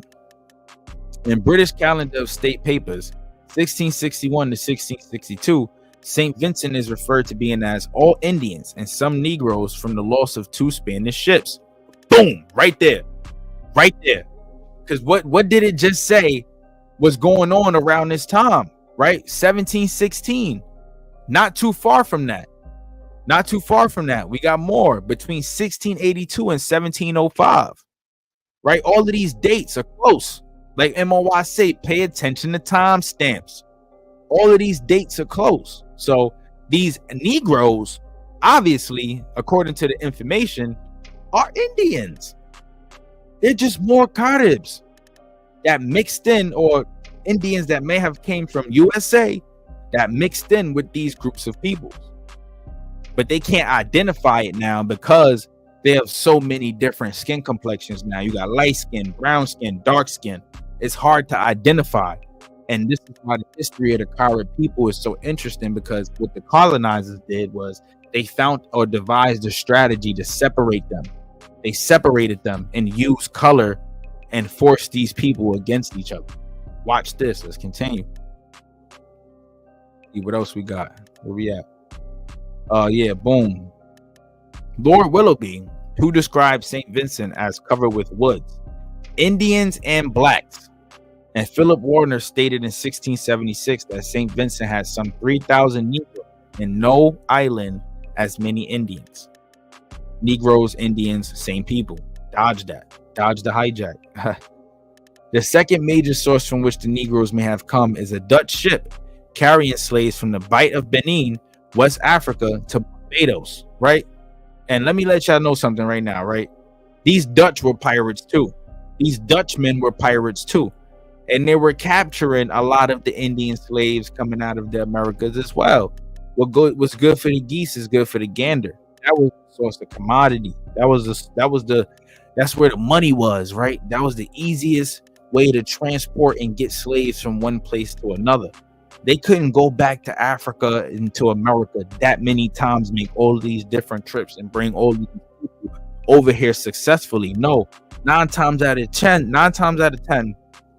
85% of these trips would have failed due to the harsh weather conditions. You would have had mad wrecked ships, right? The only reason why these succeeded because they was doing it between the West Indies and America, not always from Africa. You got to dodge that. It's a hijack. It's a lie right there. That's a lie that is told to get people to distance themselves from the truth. Now, mind you, they brought some Africans over here. I'm not going to deny that. But we're not going to sit here and say all dark-skinned black people or Negroes came from Africa. We cannot make that claim. That is a false reality. That is a false re-fucking-ality. We cannot make that claim. All right, but as you see, right, and even more important, right, the African countries didn't get colonized until the 1800s. You got countries in Africa that names are as new as 1960. So there wasn't no colonizing going on over there in Africa. Yeah, they said they were selling slaves. That's what they said they were doing over there. Selling slaves or prisoners of war were being sold because the nations over there were warring with one another. They were selling slaves, but they weren't bringing as many slaves over here from Africa to the Americas. They couldn't complete them trips. It just wasn't possible. Yeah, the boats as well. That's a big fact. The boats they were using were pieces of shit, bro. Like real spill. They make this claim, right? I like looking at this one right here. This one gets me. This one always gets me, right? This one always gets me. I like looking at this one, right? Because they say the canoes were small, but as we read, they could carry 66 people. They show us these pictures in the history books, like ships filled with all of these damn people, right? Not possible. It was not possible, especially to make it over here with 80% of them alive. Most of them would have died. That trip was not an easy trip, especially under them weather conditions. It was not an easy trip. But yeah, they show us these pictures, and it's like they depict that you had all of these slaves on the boat, or majority of black people came on the boat, right? They got these pictures, these weird pictures, right? that put this false reality in your brain, right? Like this is how they was really doing it. Like ships didn't get this big until the 1990s, until the world wars, my G. They didn't get this big until the world wars to hold this many people. Hell nah. Hell nah. Ain't no way. Ain't no, hold on, because I wasn't even showing y'all. I'm sorry. We got to look at this again. These were the alleged slave ships. These were the alleged slave ships. Mind you, they're just paintings. These is paintings. Nobody can show us for sure if this was real. But it ain't no way, because the majority of these people would have died. 80% of them would have died. Under these conditions, coming over here on a boat, like laid out like this, stacked up like dominoes, stacked like slices of bread. Bro, come on. False reality, bro. False reality. Impossible. Impossible. Right? Because the canoes over here in America were bigger than these ships. And they said the canoes could hold up to 66 people. So you telling me y'all was bringing 300,000 slaves, 400,000, 500,000 slaves from Africa on these boats? Bullshit. I call it cap. It's cap. Guilty until proven is innocent, right? It's cap. It's bullshit. Look, the ship foundered off the east coast of Bequia in 1675. Records do not indicate why the ship foundered, but it is reasonable to suppose that it might as well encountered that hurricane that struck Barbados in August of 1675. It is significant that Janet, a hurricane that struck Barbados in 1955, also devastated the southern Grenadine. Ironically enough, though, these Negroes would have been chained below deck, and one would expect them to be unable to help themselves, right? Listen to this. This is why it doesn't make sense. They appear to have been the only survivors. So you telling me these niggas, right? You telling me in a hurricane, in a goddamn hurricane, below deck, chained up, that these niggas survived? That's what they saying. That these niggas survived. Bro, I don't care if you told me that these were God's chosen people. I still wouldn't believe that. Because chain me up in the bottom of a boat with 1,000 means like this, and I bet you we not making it out alive. Chained? Chained? You can't even escape the chain gang. This is why it doesn't make sense. Yo, bro, seriously though, like, seriously. Nah, for real. Ain't no way. Ain't no way. Be for real. We gotta be for real. Look, that's why they saying, ironically enough, though the Negroes would have been chained below deck, and one would expect them to be unable to help themselves, right? This is what you would expect. I don't care if people say that Yahweh took control of the. I believe in the Most High. I'm a believer in the Great Spirit. I'm in tune with my community. That's why Copper Color King. That's why we doing this, because I get down like that. I don't care if people would have said Jesus was walking on water to save that damn boat. Ain't no way in hell you surviving that chained up. Bro, we can't block, bro. Mother Nature is dangerous, right? If she gonna get you, she gonna get you. Right? These people could barely go out to sea during the hurricane. Flights can't even take off during the hurricane, but you gonna tell me 300,000 Africans, right, survived a hurricane, chained up on the chain gang? Bullshit, bro. Bullshit, bro. Bullshit. It's bullshit. It's cap. It's cap. Salute. You know that, baby. We do this, man. We do this. It's what we do. For sure. Right? But let's continue. They managed to reach Bequia. Let me see. Right, hold on. I just need to see where Bequia is, y'all. And for my peoples who from the Caribbean islands or who've been over there before, update me. Like, let me know. What am I like? Where is it? Where is Bequia? Oh, it's St. Lucia. Okay. St. Lucia. All right. I see. It's the Grenadines. I see it. I don't need y'all to tell me no more. I found it. All right. False alarm. I got it. All right, let's continue. So they ran into Bequia, where they were looked after by the Caribs. All right. Another thing to make note of. Why would strangers just openly like, oh, look, all right, let me help you, if they weren't familiar with them already? Why? Or if they weren't like black already, right? Like, oh, like on some real like black nigga shit, like you in the woods and you stranded and you see another black nigga stranded, right? Like, what you gonna do? Y'all sticking together. It's y'all against the world until y'all find another black nigga. And once y'all find another black nigga, God bless America, because y'all the luckiest black niggas stranded in that woods. Once you find one, that's it. Your confidence goes from 0 to 100. So you got to think about it. Like, you think if they saw strangers that they weren't even familiar with, like, or if the Caribs were different from the Negros, it would have been like, hey, let's help. Oh, it would have been on site. Who are these niggas? Why they on our land? I don't know you. I don't recognize you. I'm not familiar with what you look like. Bitches are different. Niggas in the you go over there now, they could tell an American from a islander quick, super duper quick. That's because the styles of culture is different. It's been like that for hundreds of years. You can't just say an African in the 1600s step the same as a Carib in the 1600s. No, two different cultures.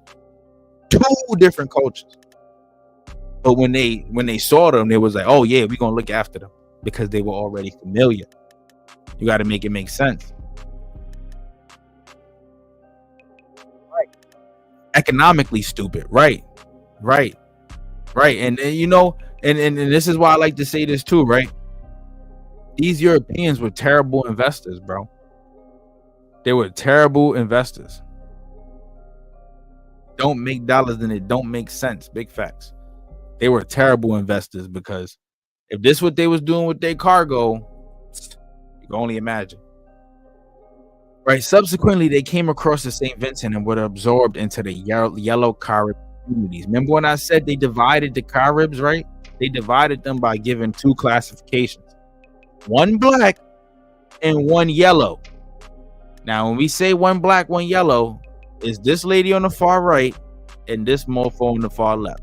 One black, one yellow. But they're the same people. Right? And when you read the history of Dominica, they said that these people, in a nutshell, no matter of the hues, were copper colored. They were the color of copper, swarthy. But this is a yellow Carib and this is a black Carib. They played a division game. Nah, it's okay though. We still here, man. We still here. Copper color love. We go crazy. Let's do it. We still here. We're gonna be going for a good minute. But yeah, what it say?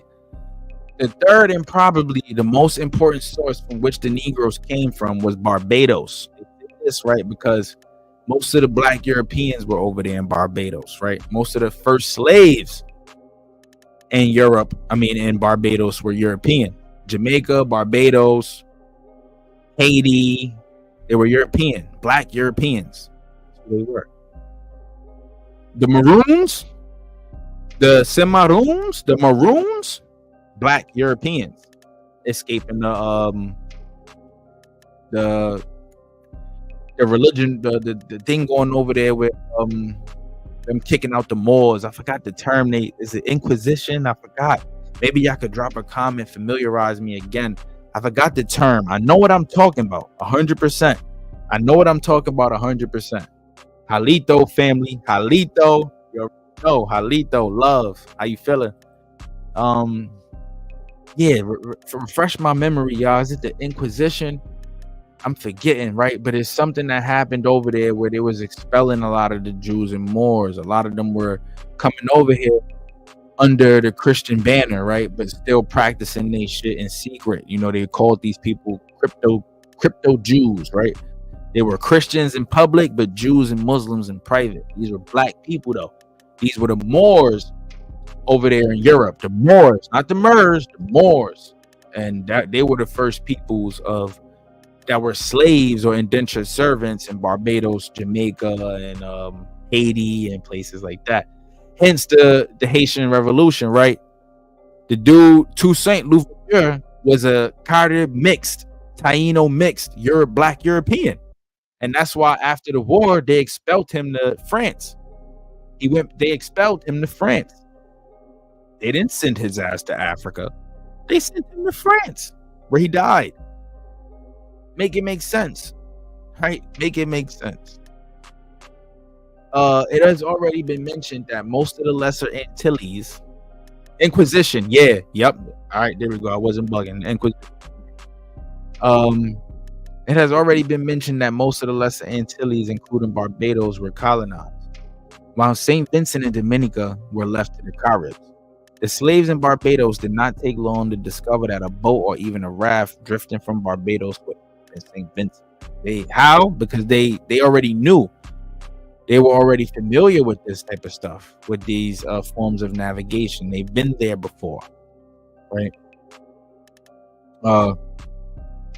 They end up at St. Vincent, where they could once more enjoy their freedom in the island's thickly wooded mountains. To a lesser extent, the slaves in St. Lucia probably noting to how quickly the Caribs canoes covered the 28 miles between St. Vincent and St. Lucia. How quickly the Caribs canoes say what? Top of the line sailors, these pirates, top of the line, these canoes. How quick they covered the 28 miles, the 28 nautical miles, right? Also used this as an escape route. As a result, the Negroes found their numbers enormously swollen by this wave of illegal immigrants from Barbados and St. Lucia. By 1700, the Negroes were well established. Lapat, a French priest, delightful travel writer, and master spy, visited the island in 1700. His comments on the situation are not only well put into his inimitable laconic style, but they are also extremely intimidating. Below they are quoted verbatim. Our vessel was no sooner anchored than it was filled with Caribs and Negroes come to see us, and to ask for brandy. All these gentlemen were recruited, that is, painted red, or most of them at any rate, a little strip of cloth over their parts. This uniform attire does not prevent the Caribs being easily distinguishable from the Negroes, the latter having fine kinky hair like wool, whereas that of the Caribs is black, long, straight, and very coarse. All right, now one may ask themselves, well, what's the difference? Hair like wool and coarse hair, it's the same thing, right? It's the same thing. And I had to really look at it. I had to really go and look at it and ask myself. They said, well, hair like wool, right? So this is hair like wool. Of course, they're going to show us all of these beautiful melanated queens, right? But then black coarse hair, it's the same thing. It's the same thing. Same thing. It's no difference.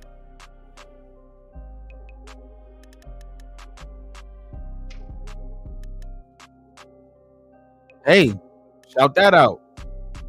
Shout that out, right? The real pirates of the Caribbean. Big facts. Big facts. That story was based off them. Hair like wool. Hold on, let me take this picture down for y'all. Sorry, y'all. Hair like wool. And y'all didn't even get to see that last part. Well, damn. It said, right, all these gentlemen were recruited, that is, painted red, and wore most of them at any little strip of cloth over their parts. This uniform attire does not prevent the Caribs being easily distinguished from the Negroes, the latter having fine kinky hair like wool, whereas that of the Caribs is black, long, straight, and very coarse. Right? This is coarse hair. And then you got wool hair. Wool hair, coarse hair. There is no difference. There is no difference. So how would you differentiate a Negro from a Carib? You can't. Why? Because they're the same people. The author just proved that for us. The author just proved that for us. These is who these black Caribs really are. The people of St. Vincent. So we got to get into truth. Who are they? We got to get into truth. Caribs is just a name given to them because of their cannibalistic nature. But being a Carib is much deeper than that. What is a Carib? What is a Carib? What is a Carib?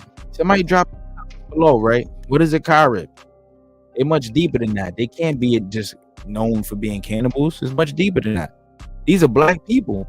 The proof is in their hair, regardless if they're a yellow Carib or a black Carib. The proof is in their hair. Because we all know that non-ether woolly haired beings, we all know what it's hitting for. That non-ether, right? That them woolly haired beings. Y'all see that? Y'all see that? Come on, man. Come on. Check out these beautiful queens right here with their woolly, coarse hair. On the island of Puerto Rico, these Carib, Taino, beautiful queens right here. That's why I keep showing these pictures. You know, drop this one for y'all. We should have been built that goddamn wall. We should have been built that goddamn wall. Making our hair straight like that. Making our skin white like that. What you thought you was doing, man? Black don't crack. You look good forever. You can't stop the rain, man. You can't stop the rain, man. Let's continue. Let me continue for y'all, right? Let's take this picture down. But even where this indication lacking, as would be the case if all their heads were shaved, it would still be easy to know them by their look of their heads, by their eyes, their mouths, and their corpulence. In all which respects, the ones differ greatly from the others. Somebody drop in the comments what corpulence means. Drop it in the comments, man. I don't feel like researching that one. He continued, this is the center of the Carib Republic, the place where the savages are most numerous. The Minigana not approaching it. Besides the savages, this island is also inhabited by a great number of fugitive Negroes, for the most part from Barbados, being to windward of St. Vincent. Oh, right. You know who else is from Barbados? You know who else is from Barbados? And this is why I say, right? This is what I say, right?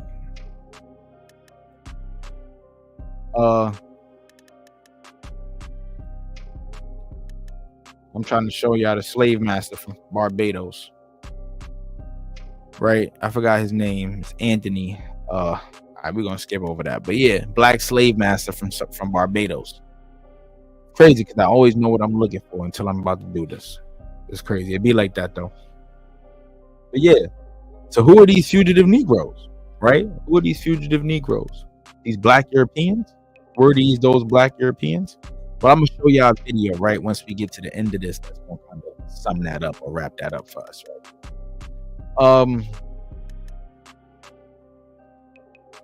Right. This island is also inhabited by a very great number of fugitive Negroes, for the most part from Barbados, which being to windward of St. Vincent, gives the runaways every possible facility for escaping from their masters. These Maroons, these Cimarrones, Seminoles.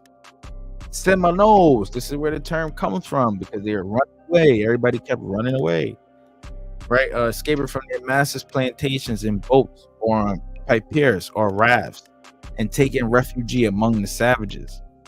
The Caribs formerly brought them back to their masters when they were at peace with them, or took and sold them to the French or to the Spaniards. I don't know for what reason they changed their method.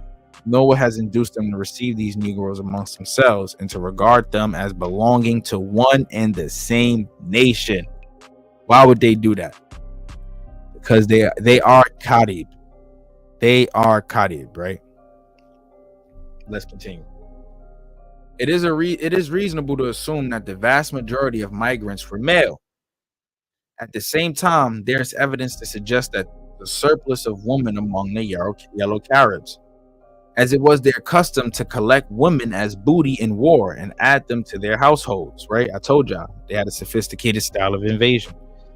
In fact, the main reason why Carib men spoke one language and women another, Arawak, is that many of the women were captive Arawaks and their female descendants.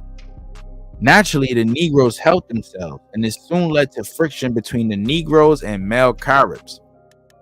The latter resolved to kill their male children born to Negroes. When they speak on Negroes in this sense, right, they're talking about these black Europeans who found these Carib Indian women to be so beautiful, right? These black Europeans understood the language. They could speak Arawak. They could speak Carib. Right, and this is what creates like that those mixed peoples, and the male Caribs didn't like that. Why? Because they wanted to keep it pure. Let's keep it pure. Let's keep it Carib and Arawak. That's what created that, right, over there in Puerto Rico. For example, the Carib Arawak Taino, the Arawak speaking peoples. This is a representation of what that is over there, right, in Puerto Rico. I read that book. That's the one where they was talking about basically how they got into the American Revolution, what led into that, how they didn't have no rights or whatever the case may be over there in South Carolina, and they was talking about Indians being horse thieves and whatever the case may be, right? Negro, mulatto, banditti, gangs, Indians forced out the VA. Nah, that's a fact though. I read that book, yo. That's so crazy, man, because I'm gonna bring that to the live stream and we're gonna talk about that one. Yep, we're gonna talk about that one because that one right there, that one talks about the history of America and how they pretty much kicked the Aboriginal peoples out of South Carolina or enslaved them. Right, enslaved them, and all the different terms that they use to refer to these people. Right, when you hear horse thieves, whenever you read in something and you hear an author refer to a group of people as horse thieves or whatever the case may be, just know they're talking about Aboriginals, and they weren't stealing horses because they wanted to steal horses. No, remember, these animals belong to the land, which means they belong to the people. So they was just taking back what belonged to them, right? Gaspar Yanga, who led a maroon colony of enslaved Africans in the highlands near America. Yeah, this African stuff. I hear that. I hear it. I heard of that, man. I hear it.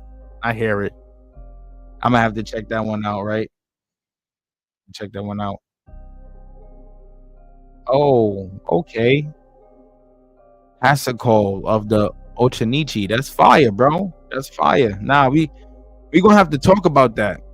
I ain't gonna lie, if you want, man, hit my email. I'll throw it here in the banner, right? You can hit my email, and we could get into it. You know, we could talk about it.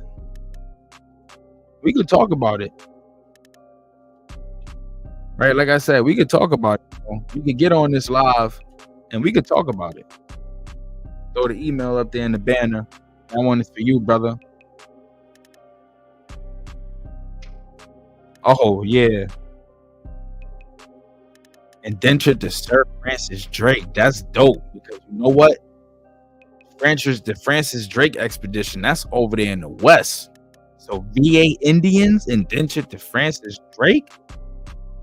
Woo! You're on fire, my boy. Make sure you hit my email, man.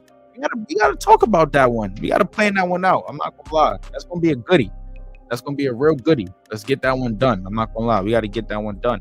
And subscribe to the Morals and Money platform, man, if you live. Tap in. We going over. History of the Black Caribs, man.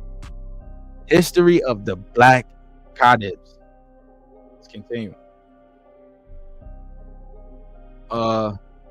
Right.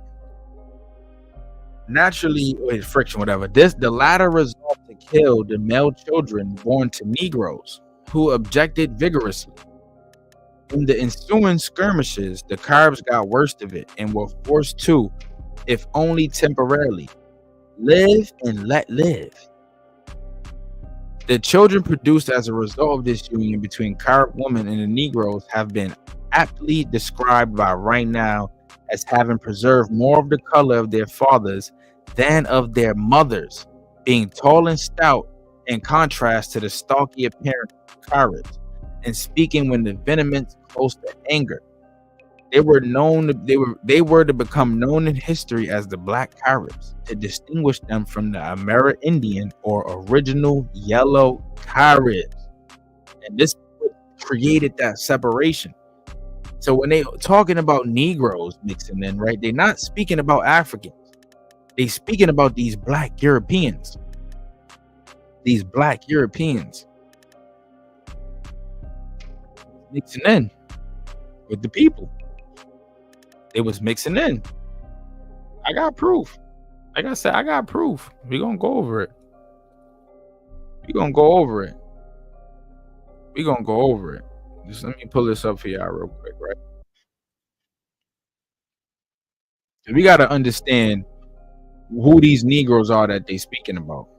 We gotta understand. We gotta get an understanding on who these people are, man.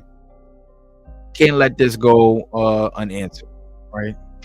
They're gonna keep throwing these terms out there, Negro, this, that, and the third. We already proved that, you know, some of these Negroes are Indians, right?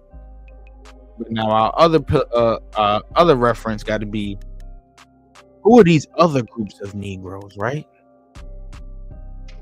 I want to tell y'all something, right? Who on this live stream right now knows who a Huguenot is or what a Huguenot is, right? Who in this live stream knows what a Huguenot is, right? The Huguenots is a religious group of French Protestants who led the Reformed tradition of Protestantism, right? And they were of the 16th, 17th century, largely Calvinists, right? These were the people who were coming over here, right, under these indentured servitude contracts, these Huguenots, thus becoming Negroes. These people are what became Negroes, right?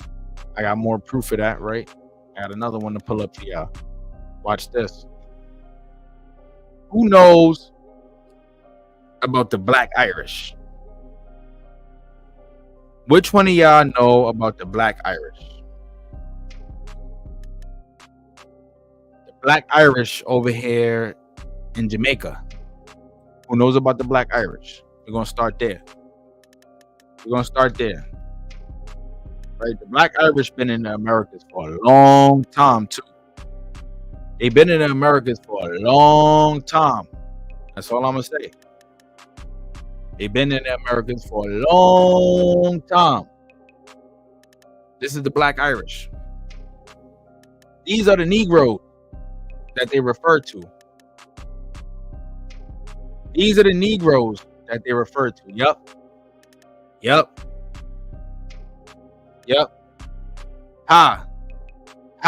Big drop. Yes, sir. Yes. Now y'all pulling out them facts. Yes, sir. This is the Black Irish, though, y'all. That's the Black Irish. That is who the Black Irish is. These are the Negroes that they speak about. Those are the Negroes. I got more for y'all.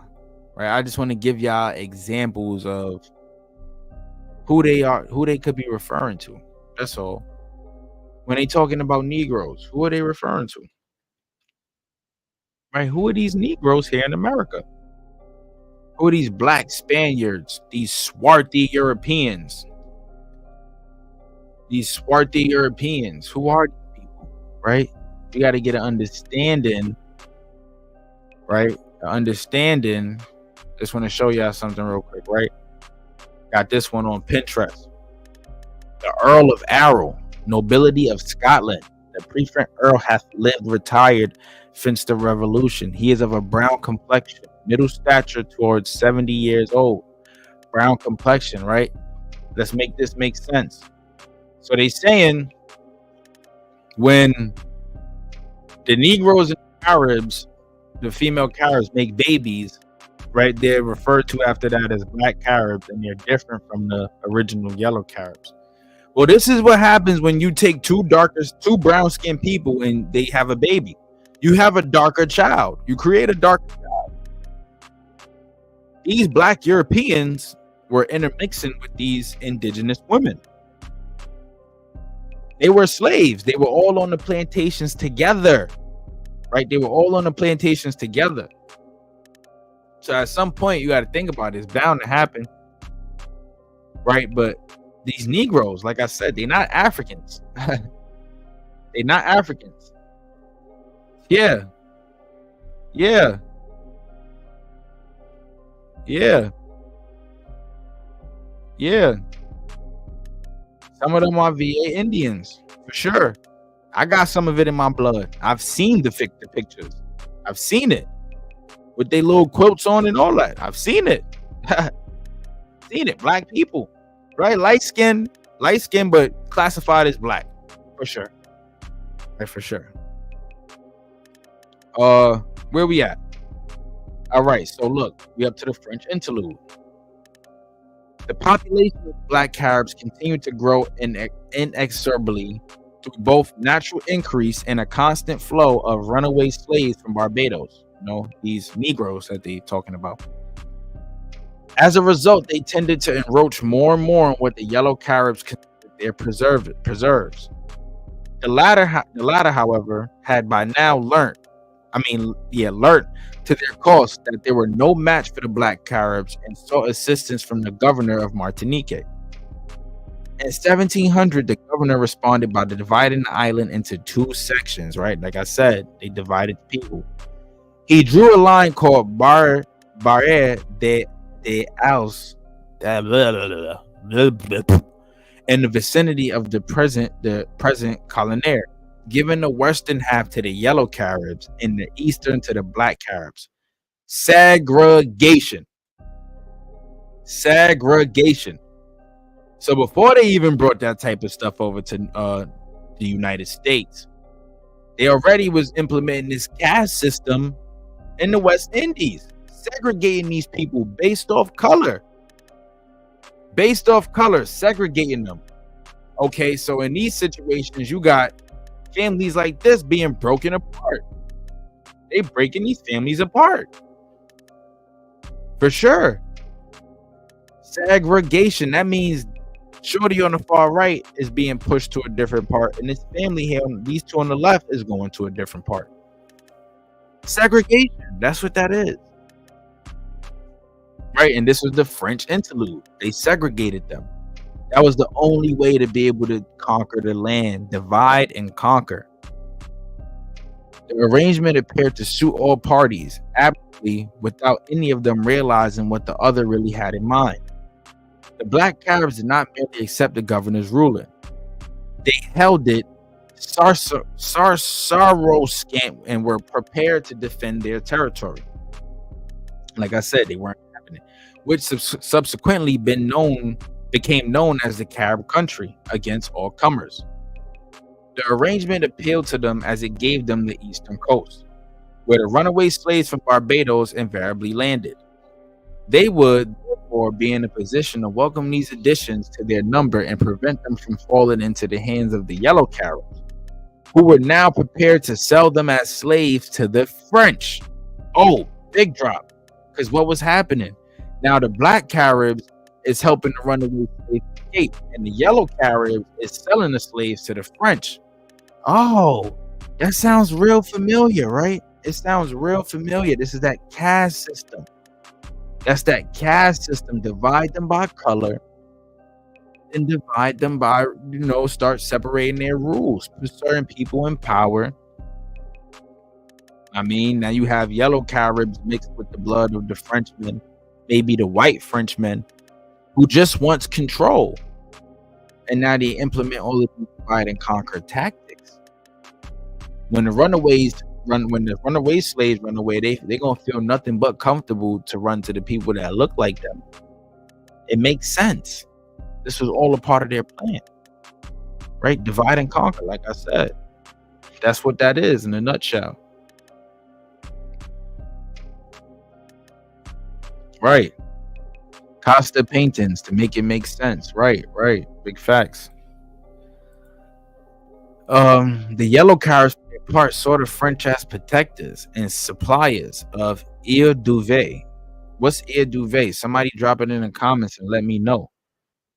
It's a term that translates to the water of life, Oh, it's a brandy.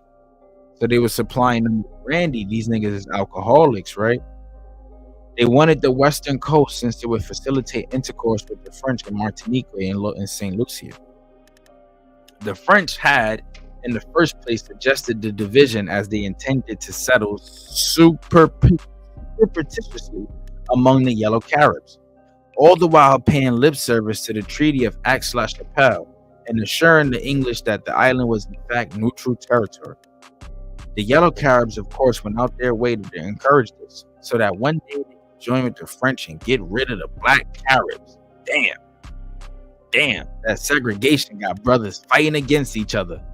Just like now, light skin versus dark skin. It's nothing different, bro. History often repeats itself too much. And this is what we gotta like draw that line at some point. We gotta say like enough is enough. How many times are we gonna go through the same thing before the same thing just happens all over again? How many times can one man be conquered? How many times can one group of people be conquered? We gotta wake up. We gotta wake up. By 1719, the Yellow Caribs. Sorry, y'all. By 1719, the Yellow Caribs felt the time had come to put their plan into operation. The French were enthusiastic since they saw considerable advantage in the scheme for themselves. The superstitious settlements would then not be confined to the western sector, but be extended over the whole island. Moreover, if they could reduce the Black Caribs to submission without killing too many of them, they would obtain an ample supply of slaves at little cost. And so the governor of Martinique gave the project his full support and sent Major Napoleon with 400 volunteers to do battle with the Black Caribs. This is what was going on. Once the French involved themselves, this is what was going on. This is what destroyed these people. And this eventually led to them migrating to Central America and creating that Gadifuana community. They lost their land. Because they had to go to war with it with their own people. But they were divided by a higher power. And this was all for greed. It was all for greed. At this time, everything is being considered a commodity. There's no holds barred. And you in the West Indies, specifically Saint Vincent. Small little island over there in the West Indies, right? But such a powerful plot of land, right? Easy navigation to the South America, right? But an easier navigation to the Caribbean islands, the West Indian islands, right? So why not take St. Vincent? Why not take St. Vincent? That was the plan. Napoleon's strategy was to join the Yellow Caribs, who could at least serve as guides in the difficult terrain that was, and still is, St. Vincent, and rout the Black Caribs. The plan failed dismally. In the first place, the Yellow Caribs I'm having a hard time pronouncing these words. Reneged on their commitment. No doubt they realized that Napoleon's small and untried force would be no match for the Black Caribs. So rather than join the French, lose, and be exposed to the full vengeance of the Black Caribs, they kept out the battle altogether. Right? That's crazy. That is crazy.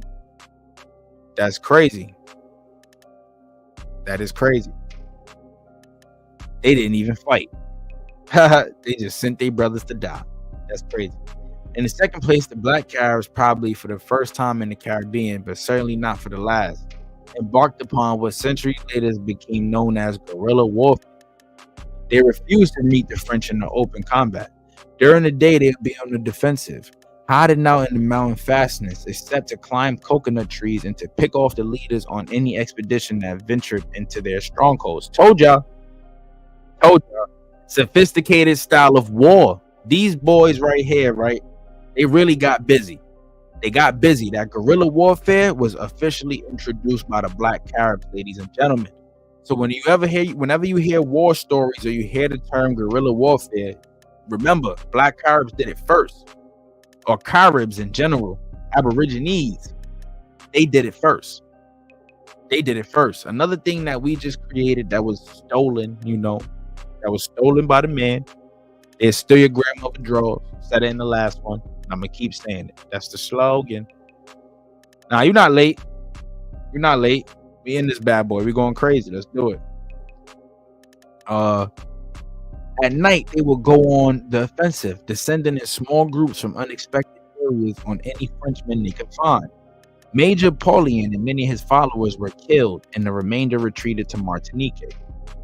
The French hushed up the whole incident, no doubt because it perhaps did not have the sanction of the metropolitan government, but also because they did not want it to be known that they had been beaten by the Black Caribs. They didn't want to know that they just got whipped by that guerrilla warfare, whom everyone thought were very unsophisticated, right? That's what they always going to say. Savages, unsophisticated, they don't know how to do nothing. But this happened many different times with many different groups of people, many different tribes. They went, they got busy, handled their business. That's why I did the Chief Tuscaloosa video before this one. The Chief Tuscaloosa video tells it all. He was kicking ass, and that's why Soto was scared of him. He was scared, shook in his boots. Big facts.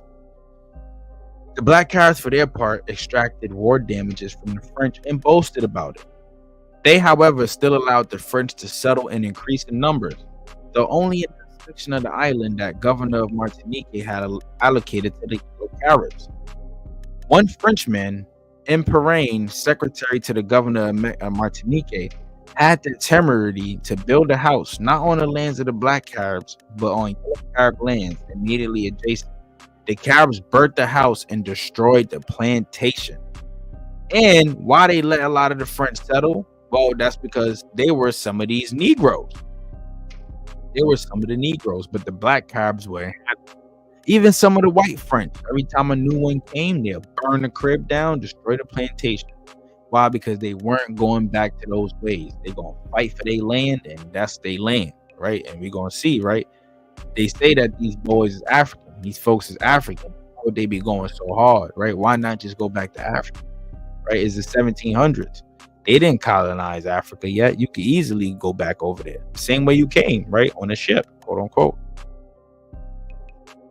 Once the French had come to accept the existence of the Black Caribs as an established fact, their method of settlement enabled them to live and let live with both yellow and Black Caribs alike.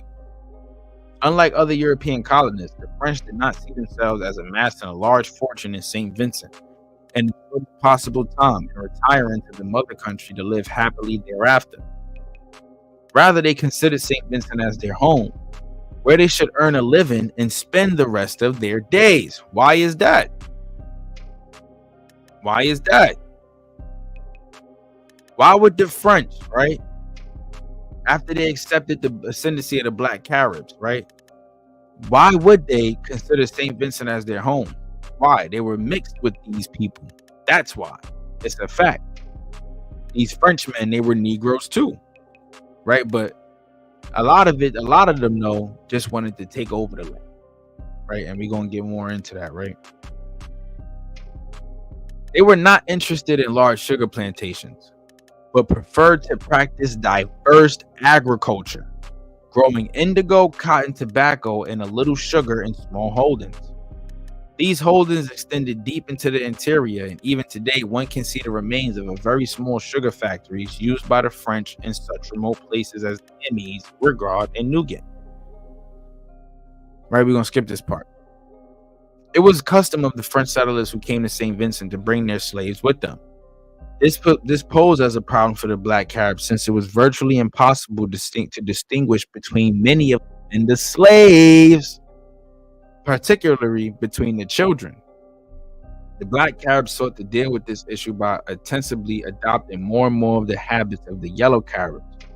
The more significant of these was the practice of flattening the skulls of their babies or small children by compressing their heads between two pieces of board, which they tightened progressively at both ends. Now, they didn't adopt this practice. This practice been embedded in them, right? They've been doing it, but this is their way to help separate their children from being enslaved. Because if they look like the slave babies, then that sacrifices them having a chance of being claimed as a slave baby. So this is things that they did differentiate, right? but they've been practicing in this stuff. This is ancestral for them. So they didn't take it from the yellow Caribs. Nah, all Caribs did this together. They all did this together. This was something that they all did. And this is in the history books. Yellow Caribs, generals, even Tainos, and many other tribes. They practiced in this, right? Right. Their name was given to the Caribbean Sea. And it's the English word of cannibal. I said that early in the video, my brother, too. That's a fact. Thank you for that drop. Caribbean Sea basically means the cannibal sea. That's what it's called, the cannibal sea. Labat, in discussing the effect of this habit, on the yellow Caribs, noted that their foreheads were flat and sloped backwards so much that it appeared that they could look at the sky without raising their heads. They buried their dead too, like the yellow Caribs, in a round hole about 4 feet in diameter and 6 feet in depth. The body was propped up in the same position the Caribs used when squatting around a fire, the elbows resting on the knees and the palms supporting the cheeks. These burials usually took place under the floor of the huts in which relatives normally lived. That's because they were Caribs. Hello. Long before the arrival of the French, the black Caribs had adopted and or inherited the yellow Caribs' extensive use of the cassava root in their diet. They used it as a type of bread, as a beverage, and for meat preservation and seasoning. Of course, the yellow Caribs had a habit of killing their male enemies in war and carrying off the females as additional wives. It was too good of a practice for the black Caribs not to adopt. They all did the same thing. It's not adopting it. This is just all something that they did culturally before they were separated into yellow and black Caribs. I don't know if y'all been following, but once we started reading this article, they weren't calling them yellow or black. They were calling them Caribs, as they were all one. And as the story continued, once they involved the French, this is where the division came about. This is when you start to see these people divided. So these are practices that they've been doing, but they're singling it out now because they're doing it based off color. The yellow do it, the black do it too, right? Basically, like calling them followers, when in reality, they all the same shit, right? They all doing the same thing. There were more direct ways in which the French settlers affected the black Caribs. Since the French had no legal right to be here and could hardly defend themselves against the black Caribs, they made every effort to try to be on good terms with them. Sir Williams goes as far as to say, the French, helped to conciliate them, the black Caribs, by hospitalities at Martinique, and they gave them presents and supplied them with arms. They sent missionaries amongst them to dazzle them with ceremonies and entertain them with festivals. And they availed themselves of the enthusiastic temper of wild and free people to promote a communion of passions under covert religion. As we shall see later, the black Caribs definitely acquired the French taste for wine instead of rum and became quite proficient in the French language and French manner, right? Probably why a lot of people down there now speak the French language. Right? Definitely a lot, especially in Haiti. One forever hears of them coming to fair ben lure compliments. Even when they are up to mischief, Coke, who has maligned them so much, admits they were very lavish in entertaining guests and took it amiss if visitors did not partake of their hospitality. Usually, helpings of eggs, cassava bread, and a bowl of punch.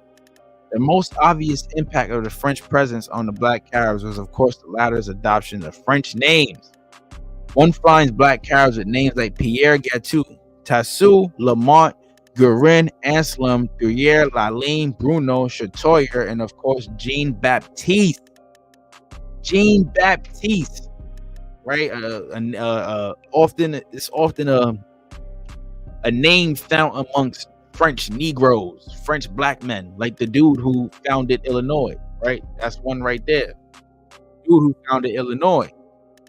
His name is Jean Baptiste, or like Toussaint Louverture, the man who led the Haitian Revolution.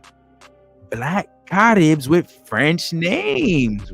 I'm telling y'all, bro. Like, come on, bro. We really walks it down, man. I'm trying to tell.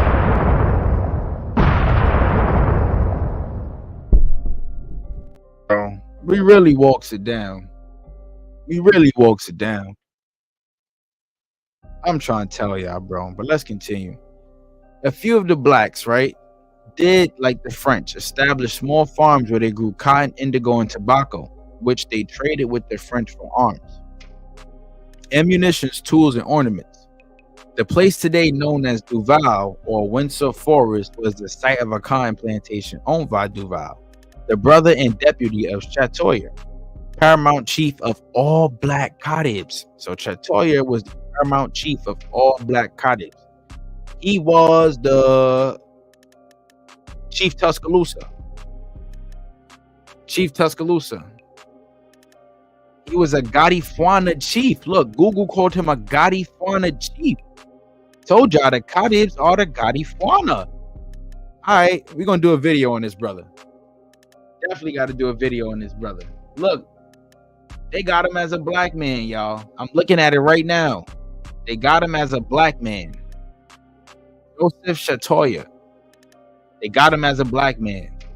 Definitely, we're gonna make this a part of the series. Hell yeah.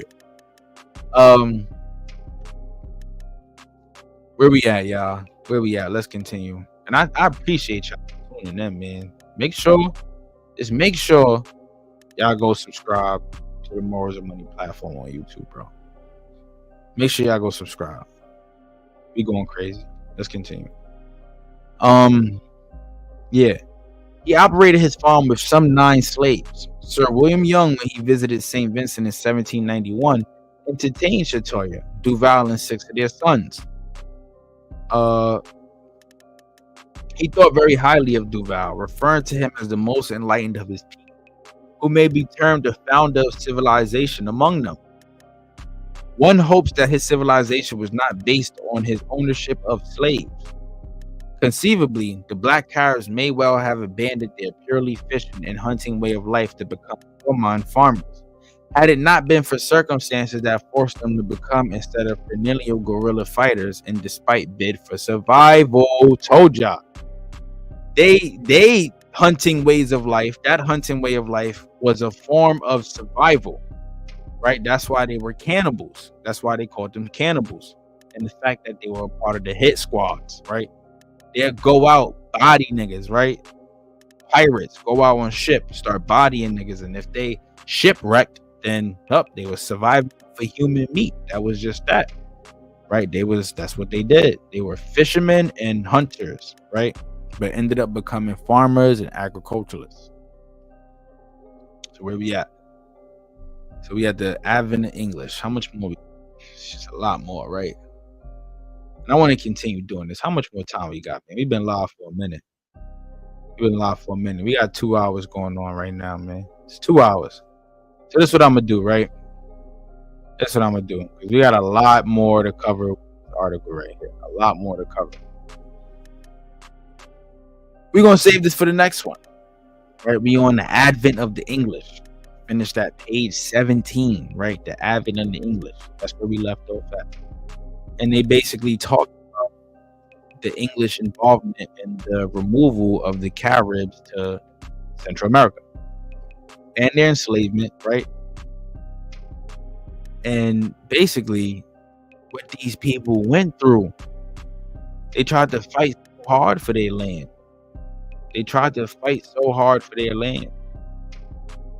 Right? But you know how them colonists get down. You know what they like to do. They savages, bro. And colonists, man. Them colonists, some damn savages. They'll steal your grandmother's drawers, right? They'll steal your grandmother's drawers. They'll steal all the food out your refrigerator, right? They'll steal your crib, steal your girl. They even steal your children.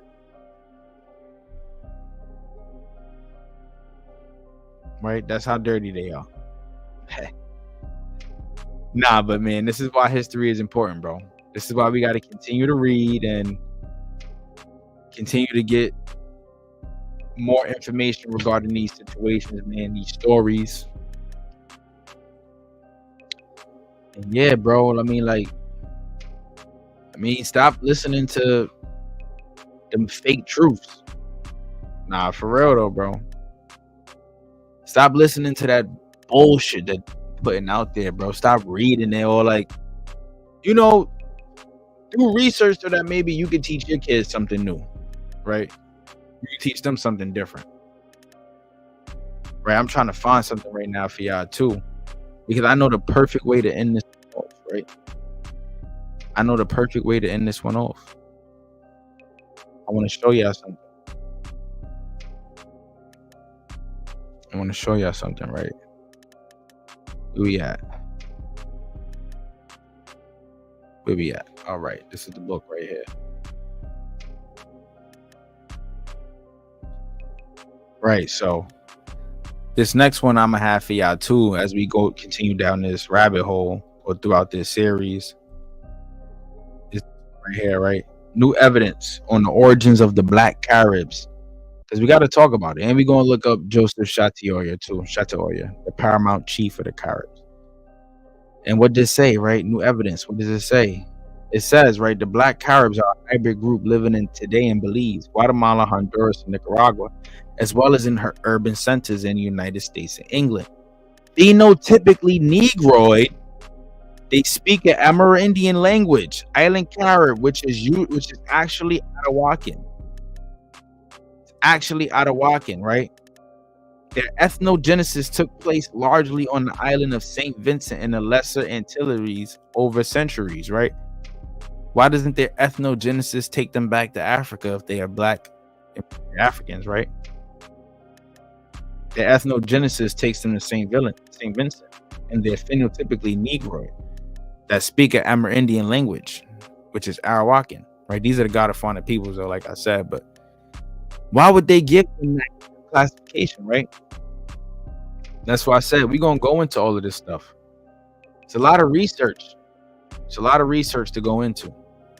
And I have a lot. So just bear with your boy, man. Subscribe to the YouTube channels, Copper Color King, Morals and Money platform for creators, man. We going crazy, bro. Got more fire like this. This whole series, this Carib series right here, finna be dope, bro. So I need y'all to stick around, subscribe, do whatever it is that you need to do, man. Because we're gonna go crazy after this one. We talking more about the mound builders. We're gonna talk about the Creeks, Seminoles, Gualays, Gullah Geechees, man, the Moors, Murs, even the Tartars, right? A lot. It's breaking the black barrier, man. I appreciate y'all for tuning in. Like, comment, subscribe, like I said, man. Good looking out, bro. I appreciate you. You show mad love. Man. Keep tuning in, bro. Keep tuning in. I appreciate you. Keep tuning in. We're gonna go crazy. Like I said, I'm fairly new to this. I got a whole bunch of videos on the Morals and Money platform. I got a whole Breaking the Black Barrier playlist with about 30 something videos on it. So the live streaming stuff, I'm fairly new to it. I'm not gonna lie. So for those who are tuned in, I appreciate y'all because it's only gonna get better as we continue. I'm only gonna get better over time. The information is gonna get better. The delivery is gonna get better. Everything is going to get better. So I need y'all to subscribe, man. Follow on platforms. Or follow on all platforms, man. Like I said, man, I love y'all. I appreciate y'all. See y'all later, man. Have a good night. Happy Sabbath. Do it.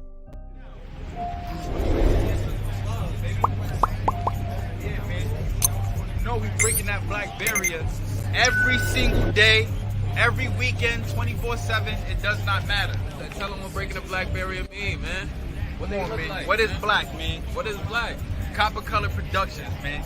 The Copper Color King Cash, Morals and Money, man. Let's get it. Black King, stand up for understand what black is. It's the essence, it's the culture. We've been on this earth, you heard? The Bronx was called Fort Apache. The Bronx was called Fort Apache, man. Oh, last breed, bro. We bringing it back, last breed. Really forever flying in this bitch, man. For the ancestors, baby.